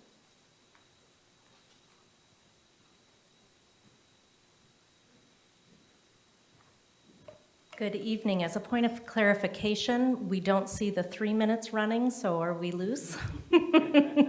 Okay, well, if you don't mind, I am Molly Whitcomb. I'm the director of Girls on the Run. We are not Girls on the Sit, so can we just take a stretch break for a minute? Everybody looks a little sleepy. If you need to get up and move, that's fine. We don't mind that at all. I have brought with me today 2 representatives of Girls on the Run, and I'm going to let them take the majority of our speaking today. But I do want to let you know that I am your neighbor from Highland, and so I am local here. I actually run in your beautiful hills. It was itching for me when driving over here tonight to not just get out of the car and run. But Girls on the Run as an organization has been around for almost 30 years. We are almost like Girl Scouts if you think about councils. So here in Southern California, there are 3 councils that are serving LA, San Diego, and yes, you guessed it, Inland Empire. We get to serve all of Riverside and all of San Bernardino County. It is ginormous. We got our start in March of 2020, which, as you might imagine, was kind of a bummer to start an after-school program during that time. So we started in parks. We started in community centers, and when we were able to get back into schools, we did, and we did that initially through our neighbors in Riverside with CDBG funding. So we're very familiar with how it works. I have a deadline this Friday to write some reports, so I'm aware of all those receipts and things that we need to keep. What we're seeking is any amount of support that the city of Yucaipa might be able to provide so that our teams can start to build and flourish right here in Yucaipa. There is a need. I'm going to respectfully disagree with Corey when he said There are other programs like this. There are no other programs like Girls on the Run because we seek to improve the confidence, health, and joy, specifically in girls, starting in grade 3, and that's because that's research shows when confidence goes down. I'm going to introduce Devin. She's 11 years old. She's been in our program for many seasons. And her mom, Monica, who not only is the mom of a participant, but a dedicated coach. So I will now turn my time over to them. Good evening, City Council members. My name is Monica Bailey, and I'm here today to speak about a wonderful program that is making a real difference in communities throughout the Inland Empire. Girls on the Run is a transformational program that benefits not only the young girls who participate, but also the girls who guide them, the coaches who guide them, excuse me. At its core, the program empowers girls by teaching them important life skills like positive self-talk, choosing gratitude, teamwork, and leadership. Through physical activity, the girls learn the value of setting goals and working hard to achieve them. These lessons stay with them long after the program ends, helping them navigate the challenges of adolescence and confidence and grace. But the impact doesn't stop there. I have volunteered my time for several seasons in the program and have experienced profound growth myself. By serving as a mentor, I get the opportunity to guide and inspire the next generation of leaders. I feel energized and fulfilled by the positive changes that I get to witness with the girls that I work with, including my own daughter, Devin. This program has given me the opportunity to build a supportive bond with my daughter during a difficult time of change. I have witnessed her become stronger, healthier, and more confident in her time with Girls on the Run. Not only has she participated in the program, but this past summer she was given the opportunity to be a junior coach at 2 of our camp goaters. That experience as her coach was very exciting, but watching her bloom into a leadership role with confidence made my mama heart explode with pride. In short, Girls on the Run provides an environment where both young girls and our coaches can thrive. It's a program that supports growth and creates lasting bonds, all while contributing to a healthier, stronger community. I am here to ask for your support through city funding for Girls on the Run so the youth in this tight-knit community of Yucaipa can experience what our girls in the surrounding communities have. Thank you for your time and consideration. This is Devin. Good evening, City Council members. My name is Devin, and I love Girls on the Run. I always meet new friends, and it has helped me improve my social skills by encouraging me to communicate better and work with others. But what I really love the most is the focus on the teamwork. I've learned that teamwork really does make the dream work. When we support each other and work together, we can accomplish so much more than we could on our own. Girls on the Run has taught me valuable lessons about friendship, communication, and the power of working together. Thank you for your time this evening. Thank you. Madam Clerk, do we have any public comment? Where'd she go? No comment. There we are. Okay. With that, then, there is no need for applicant rebuttal, so we'll close the public hearing. Current time is 7:40. Open it up to my council members for discussion and questions. Go ahead. Thank you, Mayor. Annie, can you come back up?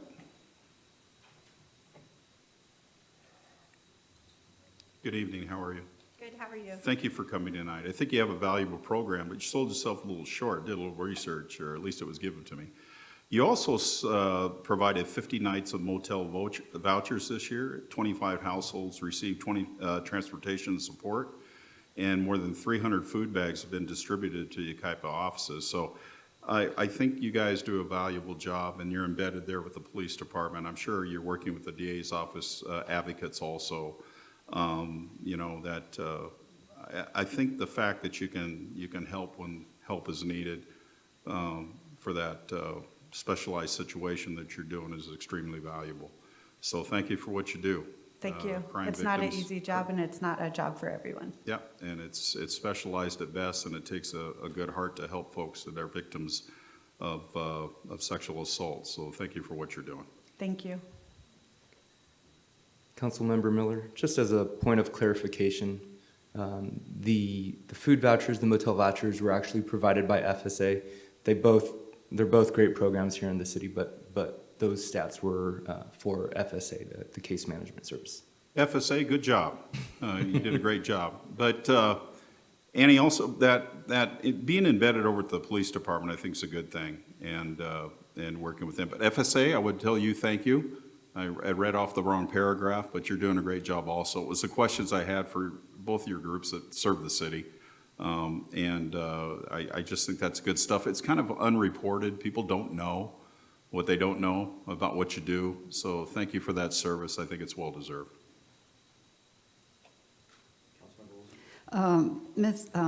Councilman Miller, can you explain something to me or clarify it? Does the school district in their adult education program provide any literacy programs?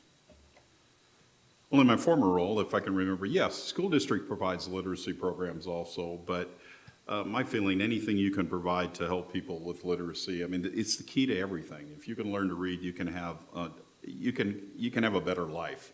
So any programming that helps literacy is key to everything. Yeah, school district, I hope that we work in partnership with the school district. I'm sure we do, the library representative. I'm sure we do. That's important. Schools provide a lot of that. But learning to read is the key to everything. It's Well, the key I to had a success. family member that had that issue, and yeah, it's hard. It's hard for them, it's hard for the families. Did I understand correctly? Are we choosing 4 with the recommended amount? Is that what we're looking at, or what are we considering here? So staff has made a recommendation there for those numbers on the right side of the screen. Mm-hmm. But it's open for discussion, and if you have a different No, I just wondered if proposal, then you can make we that don't have that to motion. narrow it down to 1. No, they've taken the amount that we have to use, and they've Recommended. how recommended a much? certain dollar amount per tab. Okay. Well, I think that every one of them deserves something. I just was trying to do some math on the whole thing and, cutting down a little bit, adding, the amount that we allocated last year for family services was 75. They're asking for 75. Partners Against Violence we gave them 8,900. Basically, San Bernardino County Library was 8,900 as well, and they're asking for 10. Doing the math and trying to get everybody to where everybody had a little bit of money is if you took the family services to 5, Girls on the Run to 7,500, Partners Against Violence to actually 13,000, San Bernardino County Library to 75. That would put us at 33,000 total. And then everybody would get a little. They're not getting a whole bunch, but it's a tough situation because I wish that we can give it all to you guys.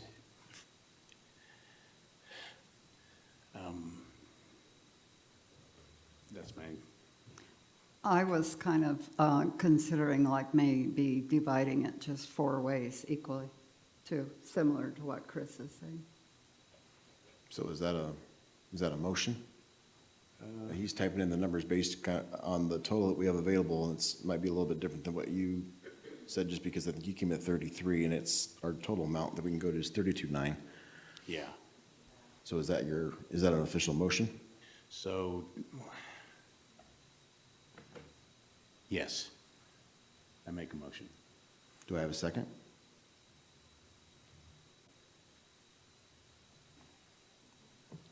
Okay. I'll second. You'll second? Yeah. All right. So I have a first with Councilman Venable and second by Woolsey. Those in favor? Aye. Aye. Opposed? No, I want to go with the original numbers. Okay, so it's 3-1. And just to confirm, I apologize, I had to step away for a second, but just to confirm, we did close the public hearing and announce the time? I did, and if my memory serves me right, I believe I said it was 7:40. Perfect. I'll double check on the audio. Thank you, sir. Yes, ma'am.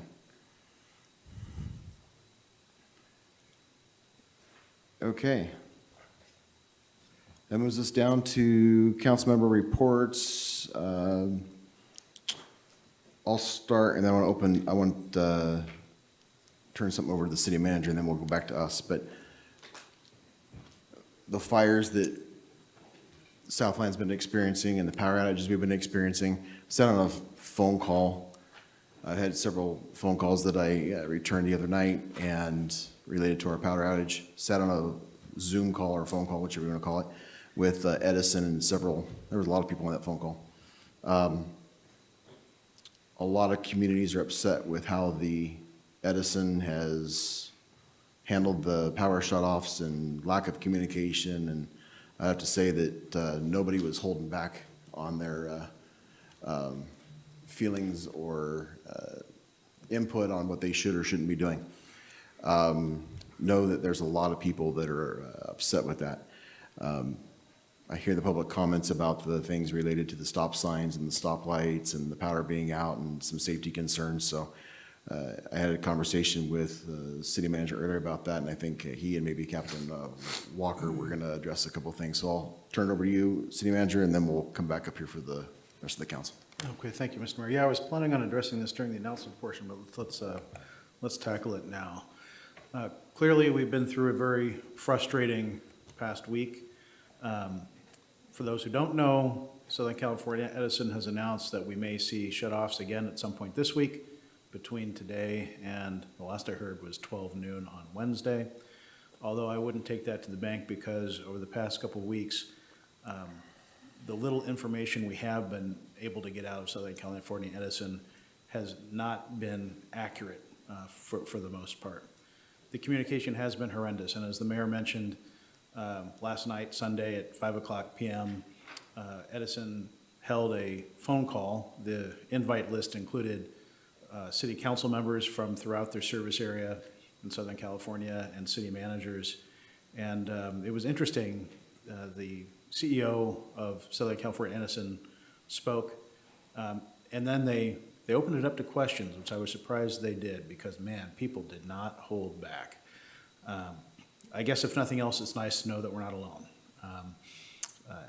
All of Edison's customers throughout Southern California are in the same boat and are incredibly frustrated at the handling of the situation and the very poor communication from Southern California Edison.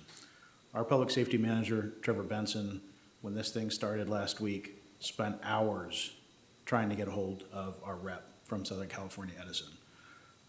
When finally he did get a hold of her, there was very little information. Throughout this whole thing, the information that was available was wrong, including the outage map on Edison's website, which told us, oh, these circuits have been re-energized. Great. So we send that information out only to get calls from people who live in those areas that their power is actually still out. Southern California Edison has a lot of work to do, not just on their infrastructure, but on the communication side of this whole thing. I'd like to get into a lot of the details of the questions we've been hearing, but first I'd like to ask Captain Walker to come up to the podium and give us a summary of where we stand from a public safety standpoint related to this event. Well, good evening, Mayor and Council. As you know, like we're talking about, we experienced this widespread public safety power shutoffs last week. The public safety power shutoffs were the result of a strong Santa Ana wind event and low relative humidity levels, which caused us to be placed in this extremely high fire danger for our jurisdictions.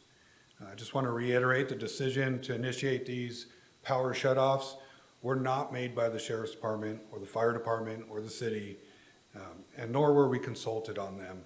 The decision to initiate these shutoffs was made solely by Edison. And we got a lot of calls at the Sheriff's Department. I'm sure the council, I know city staff got a lot of calls questioning that. I just want to reassure the public that as suggested by some of those phone calls, we do not have a switch at the Sheriff's Department to turn the power back on. I wish we did, but we don't. But as a result of those power shutoffs, we lost power, as you know, to a large portion of the city, to include our intersections with traffic signals. Our traffic signals have battery backups, like Mr. McCabe stated in his public comment, but as the length of time for these shutoffs increased, we eventually lost power to those signals. From the onset of the shutoffs, we at the Sheriff's Department really placed a increased emphasis on trying to enhance our traffic enforcement throughout the city. We received numerous calls throughout that 2.5-day span and notifications from our concerned citizens about the safety concerns regarding the inoperable traffic signals. And as you know, the main concern through those calls were that there were no temporary stop signs put out in the intersections. And really, it's a good question. It's a valid question from the community. But I want to assure you that from a public safety standpoint, this was not something that we took lightly. A great deal of thought was put into this issue every day with our public safety manager, Trevor Benson. He's back there in the back. He probably didn't like it, but the lieutenant and I were joined at the hip with him, asking him questions, trying to get information from him, and I can attest to him really putting forth just a ton of effort trying to get Edison to give us accurate, timely information. And really, it just wasn't happening, as the city manager just said. So frustrating from our point of view, getting answers, but again, we were really trying to enhance our traffic enforcement because we realized that was a big safety concern for the residents and for the city. As you know, the city manager posted a video on Friday kind of delving into that issue. I feel like he did a good job explaining some of the reason, the why behind some of the decisions that were made. If you don't know, the manual on uniform traffic control devices defines standards used by road managers nationwide to install and maintain traffic control devices on all streets and highways open to public travel. I'm sure Fermin and his team are experts in that. But in this manual, it cautions against the use of temporary stop signs during power outages, specifically stating that if we cannot ensure that a traffic signal will be on flashing red upon the restoration of power, that a temporary stop sign shall not be used. And from my seat, I saw trying to forecast ahead. I think there were some other issues with a high wind event potentially knocking those down. I know Mr. McCabe talked about sandbags and things like that. But per the manual, there was a host of issues that we thought were valid that we needed to bring up as we had these discussions. So again, it wasn't taken lightly. There was a lot of communication about whether or not to do it. And in the video, the city manager gave the example of a motorist approaching an intersection where the power had been restored and the signal was now cycling like it should, and a temporary stop sign not being timely removed from that intersection, and how that could cause confusion and potentially accidents in that same intersection. So after consulting with our partners, and we realized that we could not ensure that the signals would perform that way, that they would go to flashing red upon the restoration of power. And it should be noted that when the power was eventually restored on Friday afternoon to most of our intersections, we saw that many of our signals did in fact go back to that regular cycling. They didn't go back to the red flash.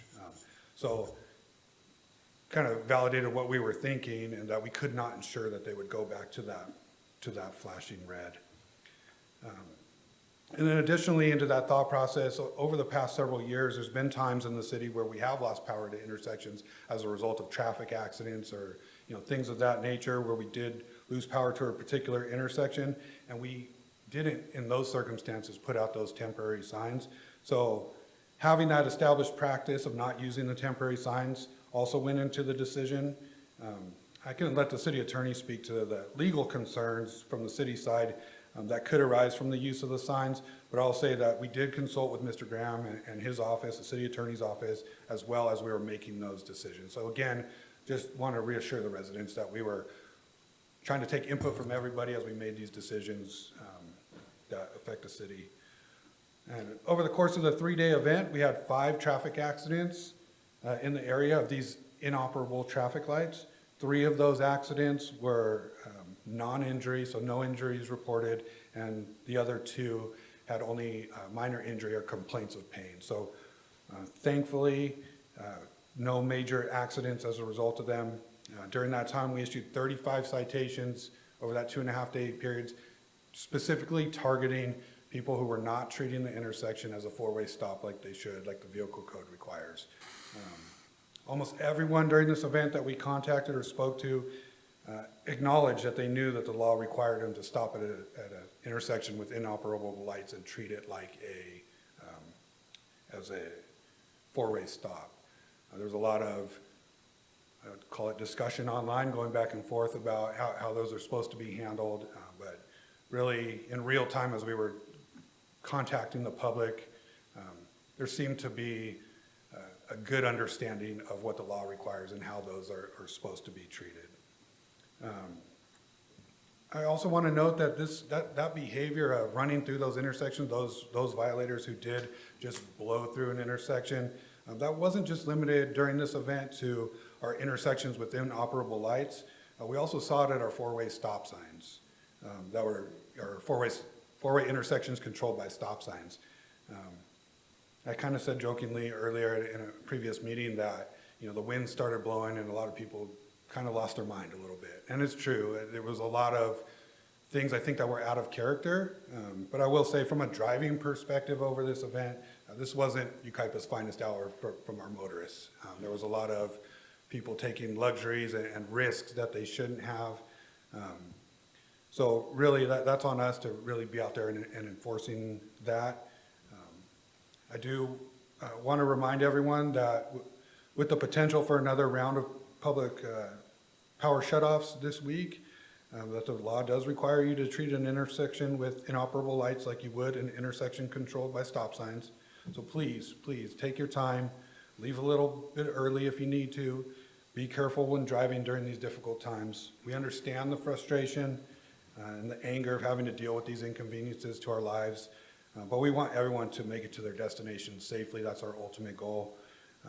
We're monitoring the weather at the police department with Trevor. I know we've had a lot of conversations with Chief Malinowski and his team, the city leadership and their team, to really try to monitor and forecast these things as best we could, or as best we can, and evaluate each event with care and deploy our resources the best possible way to ensure the safety. And with that, if you have any questions, I'll be glad to answer them and turn it back over to the city manager. Thank you, Mr. Mayor. I'd like to ask the city attorney to comment on, from a legal standpoint, the issue of the temporary stop sign. Thank you, City Manager, Mayor, and Council. No one goes into public service to be perceived as doing nothing when there's a public safety issue that arises. When we're talking about the proper city action to take when we have a power outage that is not initiated or controlled by the city, this issue has been brought up before the courts in the state of California, and I'm going to give you the summary of the case on point. This is Chowdhury versus City of Los Angeles. An intersection with an inoperative traffic signal due to a power outage is not a dangerous condition as a matter of law, because the city could not be charged with responsibility for a motorist not using due care and speeding through an intersection. And the thought process of the Court of Appeal was, this is on everyone's driver's test when you're going to get your driver's license. And it's also just a matter of the rule of the road and common sense that when a traffic signal is inoperative, you are to treat it as a four-way stop sign. And so I witnessed some of this behavior firsthand. And we had a lot of individuals who were not driving in a manner that was appropriate for the road conditions. We had high winds, we had inoperable traffic signals, and that demands due care when you're driving at appropriate speeds and taking your time, observing the intersection, making sure the traffic is stopped, and then taking your turn. So from a legal standpoint, the legally appropriate method and the method to maximize protection from liability is to allow those traffic signals to default under the vehicle code to always stops. I think additionally, beyond merely the power outage, the other thing that the city was concerned with was we were also facing a high wind event. So there's the power outage where the signal becomes inoperative, but you also have high winds that make it extremely challenging to put up any sort of temporary measures and be certain that, one, they aren't going to become debris, missiles, damaging property if they become dislodged, potentially becoming misaligned and giving conflicting traffic signals, and then lastly becoming a potential liability if and when the signals become operative again, and now we start sending conflicting traffic control instructions to our drivers. After all, what do you do when you approach a green light with a stop sign? It's not something that you ever encountered. And, you know, I saw a lot of the discussion, the public discussion, and I think everyone's well-intentioned. I think they're trying to ensure people are safe.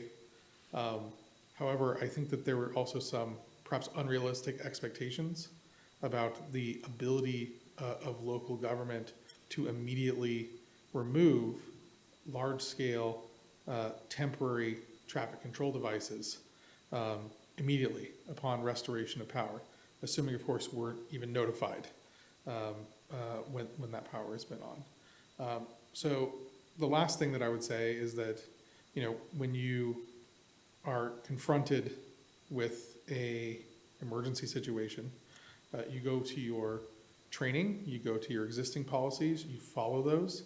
Here, the policy and practice of the city of Yucaipa was not to place temporary traffic control devices. I know some neighboring jurisdictions have that practice. I think if you discuss it with them honestly, they will admit that they are potentially courting liability, but then they will say, but it's been our practice for quite some time. This is just what we do. Here, we do not have an existing policy and practice of doing this. I don't think that you're prohibited from changing the current practice. If the city council wanted to have a discussion about, you know, what it would take to put up temporary traffic control devices during these power outages, and then also consider the effects of a high wind event, that's certainly your prerogative as the policymakers. However, I certainly wouldn't encourage going out and placing temporary traffic control devices without an existing policy or plan in place on the city's end to ensure that those devices are being placed in a manner that meets federal and state safety standards, that they're being secured so they do not become further hazard to motorists, and that the traffic signals are being set and confirmed as being set into the default flashing red status symbol, and that we have a sufficient personnel and resources to remove those devices after the event has ended. You know, one of the things, and this is maybe getting outside the legal lane, is that it wasn't like the public works staff didn't have things to do during the wind event. My understanding is they were out doing significant work on clearing fallen trees and debris from the roadways. So they were out there doing work to keep our motorists safe, and it's going to be sometimes a question of allocation of resources. I think that covers all the legal topics, but if there's any additional questions, happy to answer them. Thank you. I'd just like to add that when these things happen, we always think about and discuss what is our appropriate role here as the local government in Yucaipa and what is not our role. So our role is police service, fire service, public works.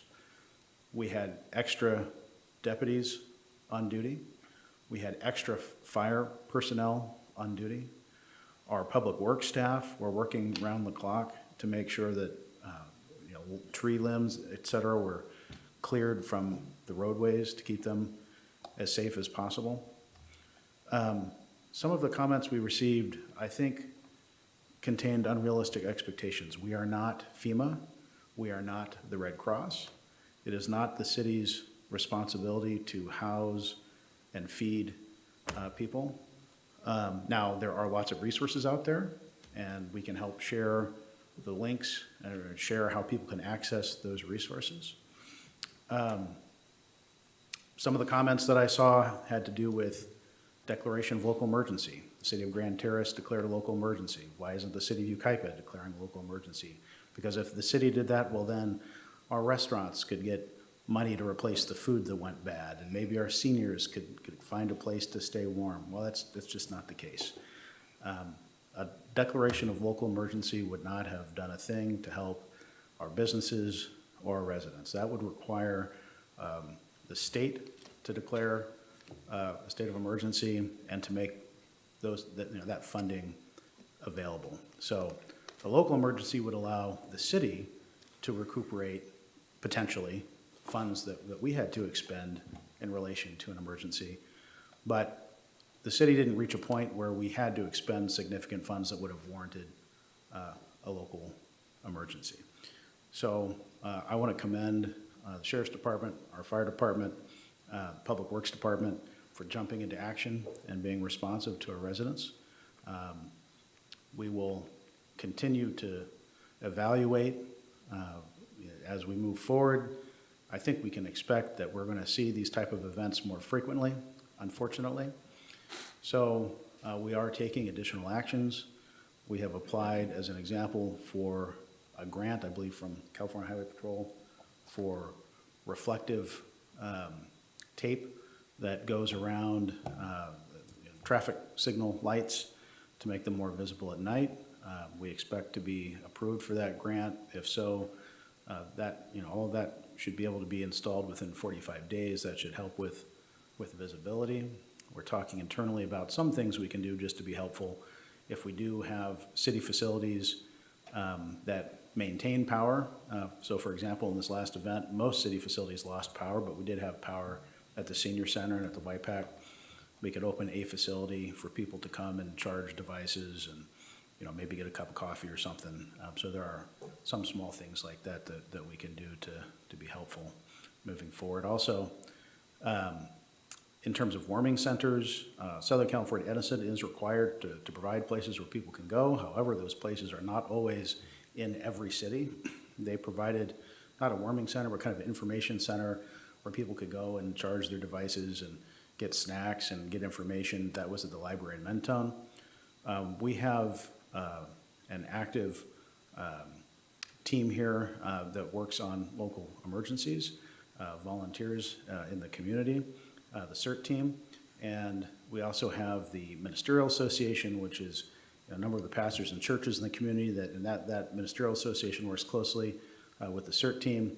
So it has been the concept that the churches can open up as warming centers if need be, so we'll continue to work with them on plans for that in the future. So we continue to adapt as life changes.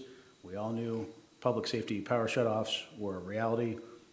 This is the first time we've ever faced one of this length, which caused the problems here. And so as I think we can expect more of this, we'll continue to prepare.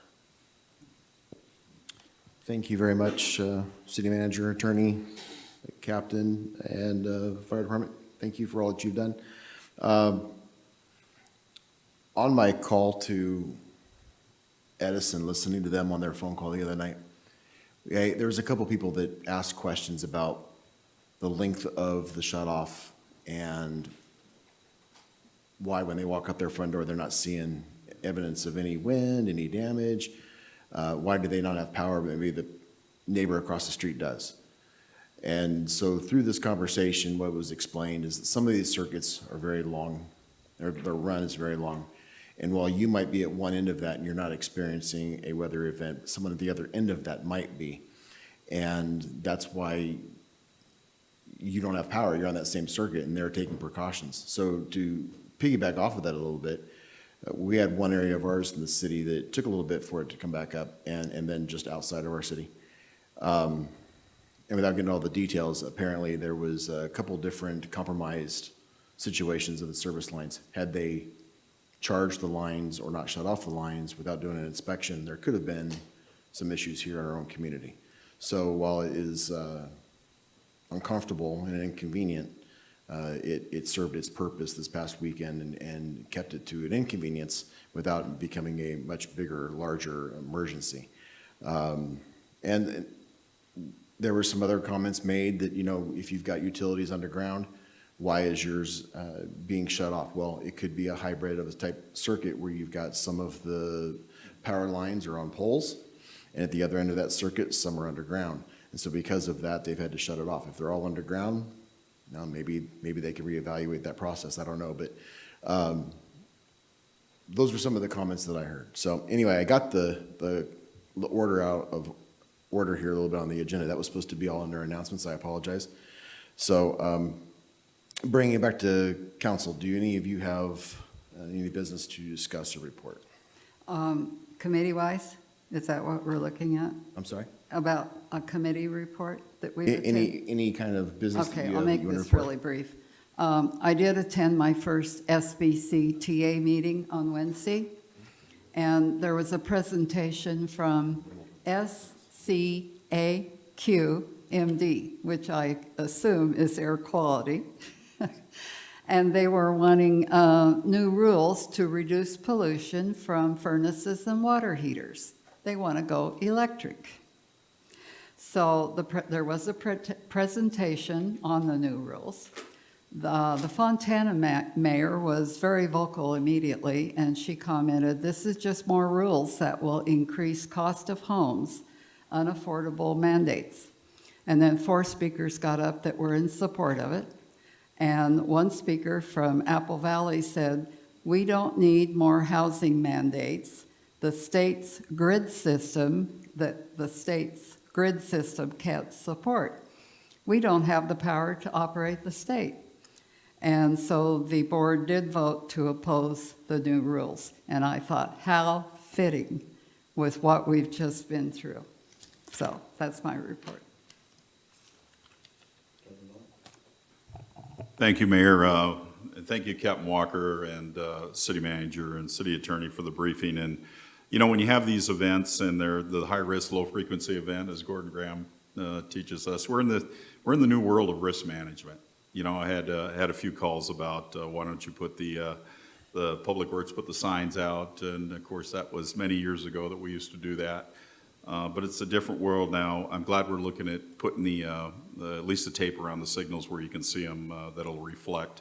When the lights are out, obviously, I was talking about Oak Glen and Fifth. It was tough. People are blowing right through them signs. So, and we had talked about them things. So I'm glad to see you're mitigating some of that. But as you have these events, when they eventually calm down, which will happen, we'll do an after action, a hot wash, or we'll have a briefing of lessons learned of what you can do to protect your community. We have the professionals to do it. Trevor, he'll review our emergency operation plan. I'm sure we will work with our water district, Niles O'Hara's here tonight, and we'll all work together to see what we can do to, what we learned out of this. And that's how you make plans for the next time you have an event. It's the way that we have to look at emergency management, and you have to do it after an event so we don't get complacent later, and we, as time goes on and things go back to normal, we kind of forget about it. But we're gonna, I know we've talked about it, I've talked to the mayor about it, that when things are fresh in everybody's mind, that's when you start looking at things once again so we don't forget. And we're very careful about annotating the unintended consequences that came up so we can address them later. And the professionals know this. They do this for their business, and we'll look for their guidance to do that. And I look forward to doing that with them. But we also need to work with our cities next to us because they have the same issues, Calamasa, et cetera. We border each other. I heard a comment the other day. It says, well, maybe them roundabouts were a good thing because there weren't no signals. That's the first positive comment I've heard about roundabouts in many years. I thought that was interesting. So, but we do take that seriously. But I just wanted to let everybody know that eventually when you have these heightened situations, there is going to be time with the community will have anxiety. There will be a lot of questions. What are you guys doing? What's really going on? Is City Hall open? Yes, we have a business continuity plan. We want to be able to run business as normal. That will, it was tough for the city folks at City Hall. They're working in the dark. They're working off their hotspots on their phone, but they were working, and they were actually trying to get work done. And so business continued. Maybe not at the pace we wanted it to, but it continued. And I just wanted to point out specifically Deputy Director Scott Washburn and his team out there with Public Works, and they did a lot of stuff this last week. They were busy because you go to Public Works when you have to do some of the things just to keep the place going, and they provided portable lights, supplies, and other equipment to City Hall. Scott and his team were out there working on the restrooms and public buildings affected by the power outage, aligning city staff to provide the services that they needed for the public. Outstanding by Scott and his team. They coordinated with the police department. They monitored traffic signals throughout the city in preparation for power restoration to ensure they resumed an ignorable operation efficiency. Again, trying to get back to normal business continuity. They enhanced the city staff's after-hour standby schedule to ensure greater 24-hour response capabilities from Public Works. You know, probably 12 on, 12 off. You got to get some sleep so you can respond effectively. They cleared and removed fallen trees and branches from roads and sidewalks in the public right-of-way to enhance safety. They removed wind-related debris and trash from the streets. They coordinated efforts on on-call contractors, people that we have contracts with, to clean up and remove 2 large trees that fell on different public parks. With the power outages possibly being more frequent in the future, Scott and his team are also reviewing their equipment inventory and updating their processes to improve Public Works Department response to these outages in the future. And that's the stuff behind the scenes that keeps our city going, and it's the people doing the frontline work that's important. We have to remember that. So we want to keep them healthy and whole so they can do what they do for our community, and I'm just thankful for them. We all are. We're thankful for our employees and the great job they do. We get to make decisions on policy, but they're out doing the work, and we just want to tell them thank you from the bottom of our hearts for everything you guys do. We know you work hard, and you don't get to hear it very much sometimes, but when you're getting the calls, and some of the silly calls that John and I reviewed, they're passionate by many of our citizens, but it was interesting, some of the ones. I saved one that I'm going to use for the end of my career and play that at my retiring from public service. It's one that you guys will all enjoy. So thank you. Thank you, Mayor, for the time. You're welcome. Councilman Venable? Well, I don't know if I can follow all that. No, I thank everybody for doing, you know, such a fantastic job here in Yucaipa. We're a strong little city, you know, a little bit mighty. But, you know, one thing I wanted to ask is you were talking about, Scott, our assets, our park assets and stuff, that's coming up, isn't it? To get in, what am I trying to say?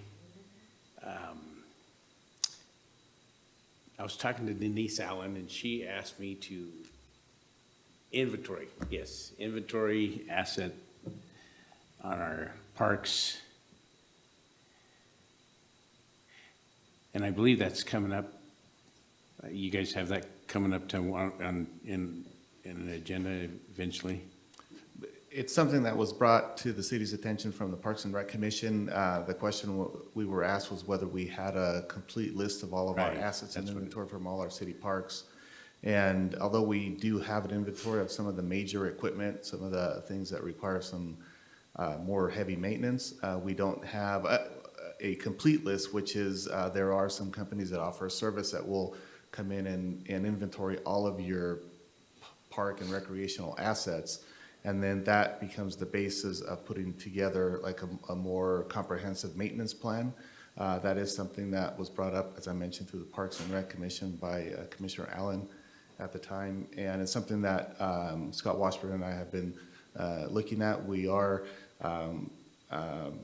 preparing a recommendation to present to the city manager for consideration, as part of the city of the goals and the goals process. I'll defer to the city manager on that. But again, it's something that I don't think he has even seen our draft recommendation yet, but it's something that we have been putting some thought into. Okay. All right. Well, thank you. Okay, unless there's any other announcements, that brings our meeting to a close. Our next scheduled meeting is January 27th, 6 o'clock. Stand adjourned.